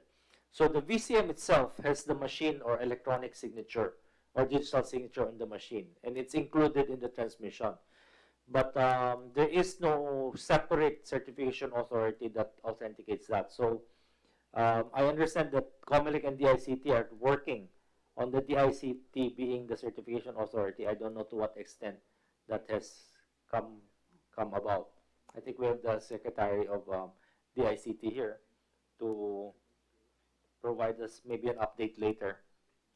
Yes. Then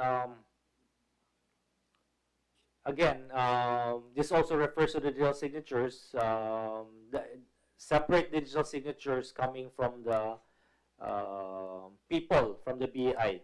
It's a machine digital signature, not a person who executes the digital signature. So it uses, again, still the I buttons. The I buttons is transferable to anybody. We fully understand the reason for that is that, just like what happened in Cotabato, if the BI doesn't show up, how do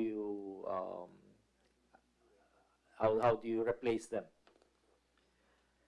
We're also recommending, next slide, to avail of ISO certification, especially on the Information Security Management System.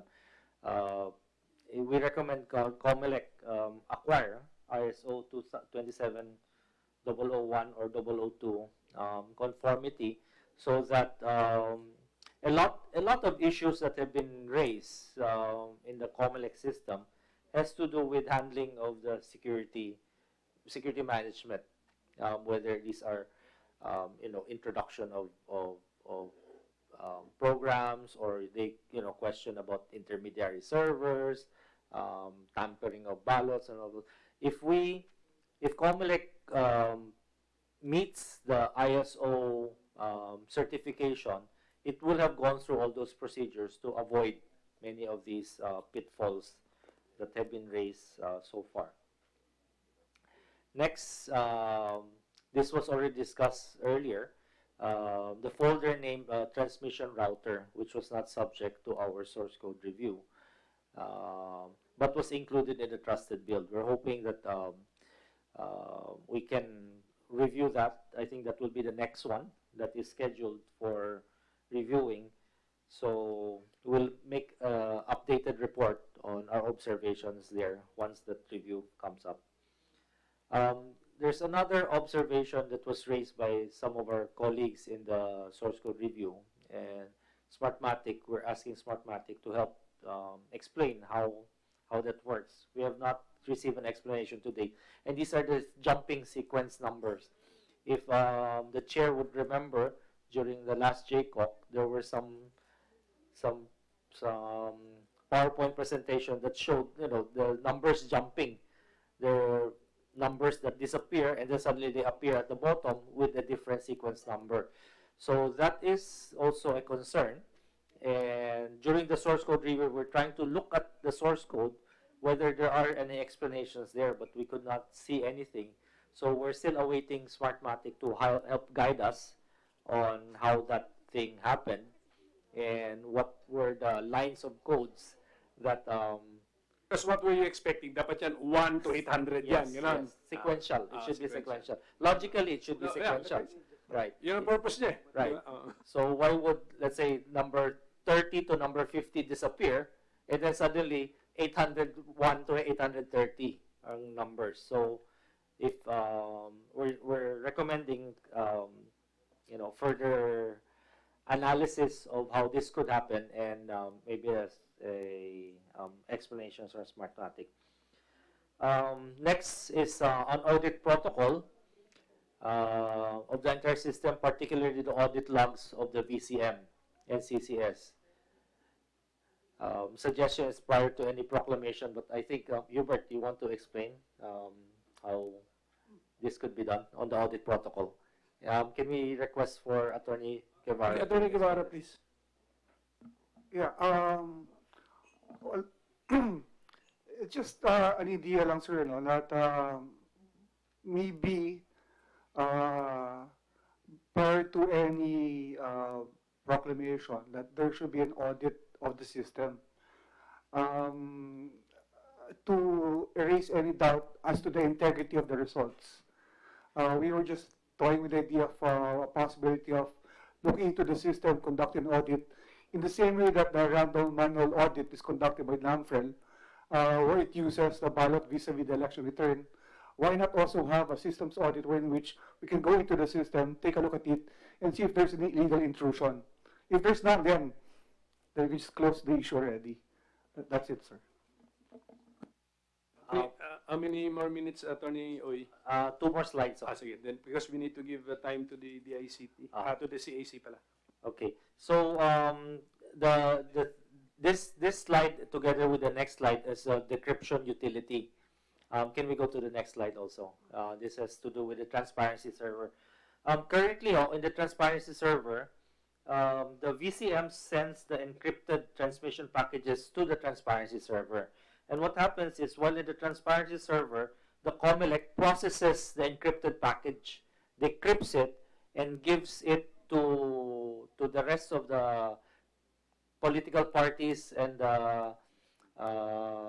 those who are in the connected to the transparency server, a process information already. We're recommending so that there will be no accusation that those process information has been tampered or altered, which has always been the recurring issue. Provide us a direct from the encrypted transmission directly to our computers. Then provide us with a decryption facility where we decrypt it and we process it ourselves. That way, there is no intermediary that will do the processing.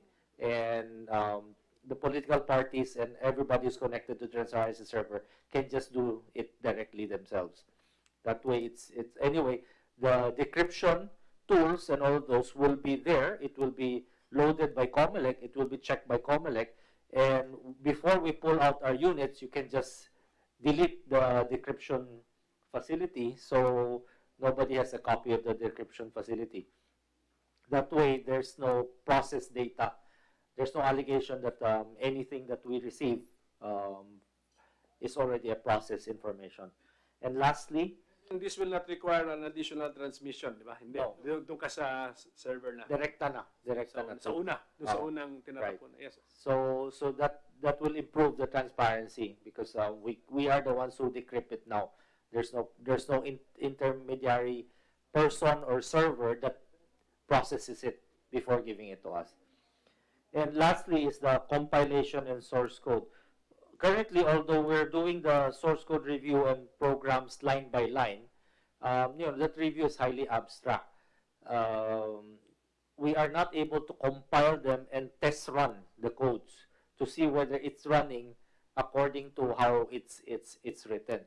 So if we are able to do the test runs, it will improve our confidence that the line of codes that we're reading actually performs in that way and not in any other way. So that's the last of our recommendations. Thank you, sir. We can ask ED. ED, how come Comelec did not allow a test run? Is that too time consuming? Is it prohibited by our contract with your contract with SmartMath? But I don't think so. Yes, sir. Actually, Mr. Chairman, what was done was that a test run was set up, but I think the reviewers wanted to do the test run themselves.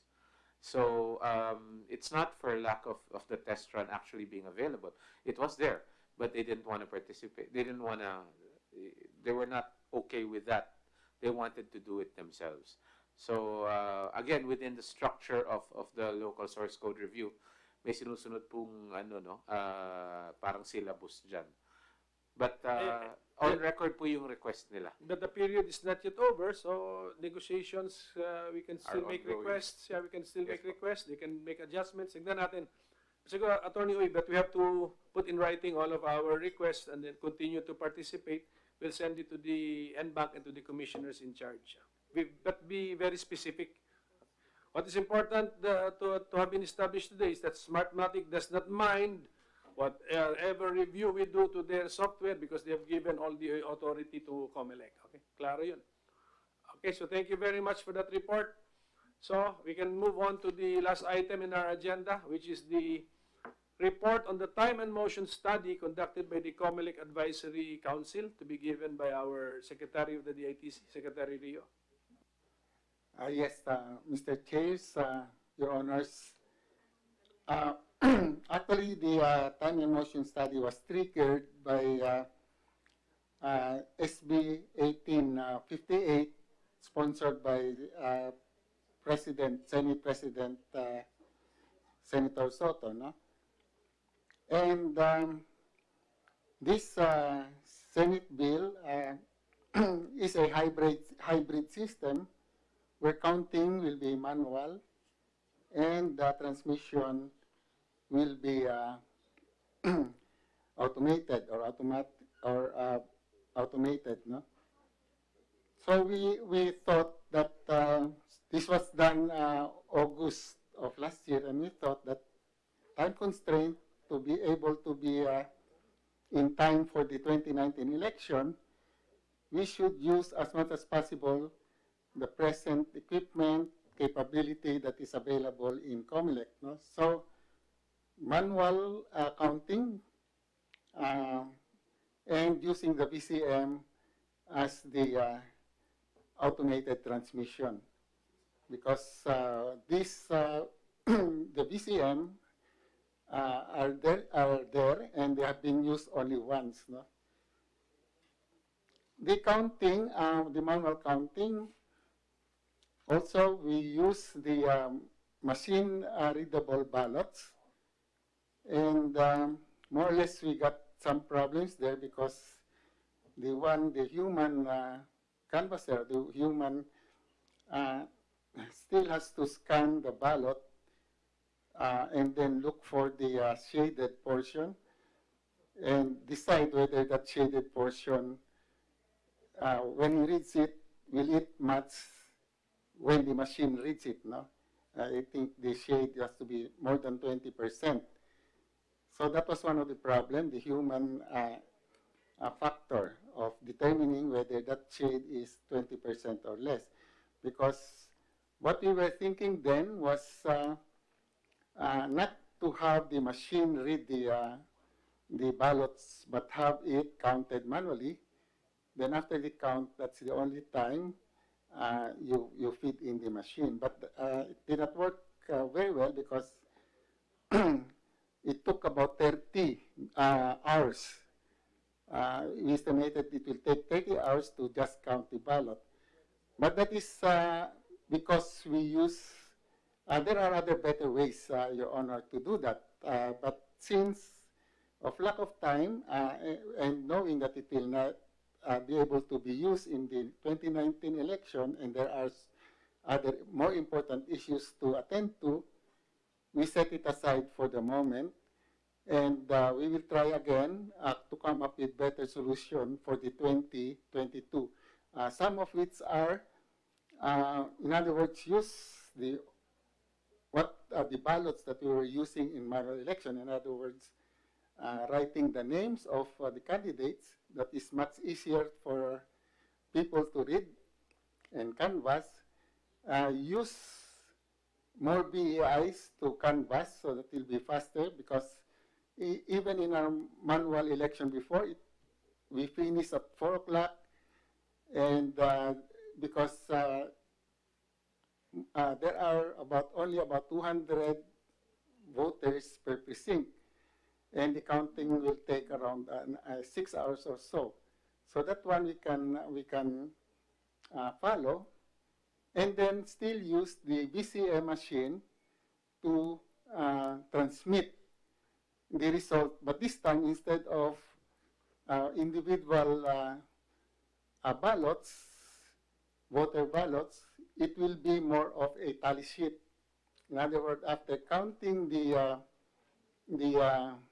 individual ballots manually, then the BEI can now have a special sheet where each candidate will be shaded. The shades will correspond to the number of votes that candidate, and then feed it to the machine. So, in other words, the tally sheet will be fed into the machine. That will take only about roughly a minute or so. So we still have the 6 hours, in other words, with this model, but we can do it before, transmit everything, manual counting, and transmit before maybe midnight or an hour later. But we still have to validate this, Your Honor, but it cannot really be used in the 2019 election. Thank you, Secretary. The background of this study is that there is a proposal to adopt a hybrid election system. So, yes, Your Honor. Yun yun. That's why time and motion study po sila. Okay, but we will pursue the subject matter in future JCOC hearings po. Kasi this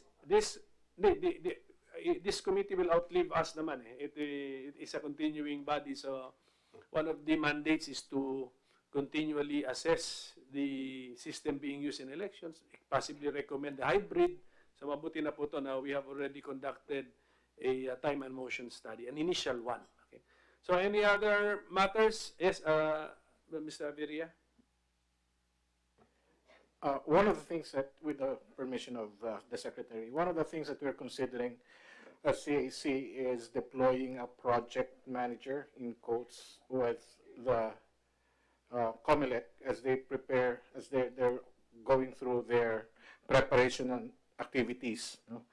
The objective is so that we can immediately get feedback and CAC can better advise the Comelec on certain steps, where they may need our advice. So we're working on that now, so it's just really advanced information. Quite get you, sir. I know that there should be a project manager to be named. A CAC A CAC. project manager, Okay. who will be deployed at Comelec, to observe and gather inputs about how Comelec is going with its activities, and to report directly to the CAC for CAC's consideration, and so that the CAC can better advise the Commission and bank on matters relating to its preparations. That can be done by the Comelec by executive action, ED? I mean, executive director, I mean, if the CAC will name a project manager on behalf of CAC to report, to be present at Comelec, to observe, ganun po ba yan? Yun yung suggestion? Yes, Your Honor. We already made some coordination, initial coordination with Comelec, and it needs an in-bank resolution approval, Your Honor. Between the two bodies lang po yun, it can be executed na. Any other? Wala pa si Chairman. One question, did the delay in the approval of the 2019 budget affect the Comelec in any way?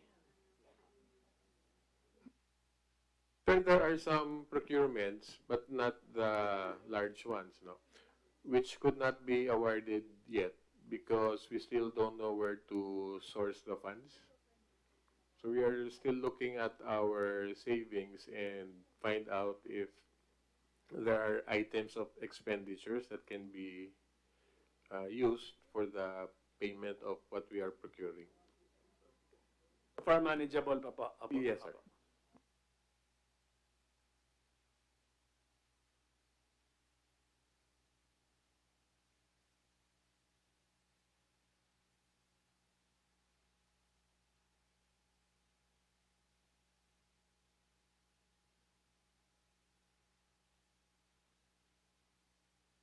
How about the idea of Congressman Datol that even during the campaign period, this Oversight Committee will hold a hearing for updating of the calendar, activities, etc., compliance with the calendar, any problems, and then, of course, a demonstration, an actual demonstration. ED, is that possible, or?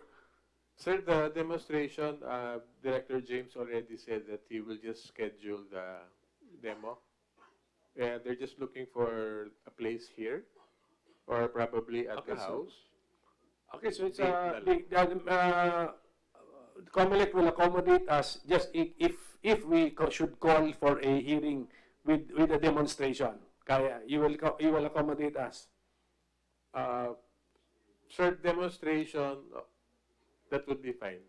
Kung hearing, if I may just request if we can be allowed to just focus on our preparation. Okay, so it's just between Congressman Datol and the Comelec na if the demo is the purpose, doon na lang po. Okay, sige. So, thank you very much for your attendance to the Comelec officials and our Secretary Rio and our other resource persons, and to the congressmen. So on the part of the Senate, our hearing is hereby adjourned. On the part of the House, the hearing is adjourned also. Thank you very much.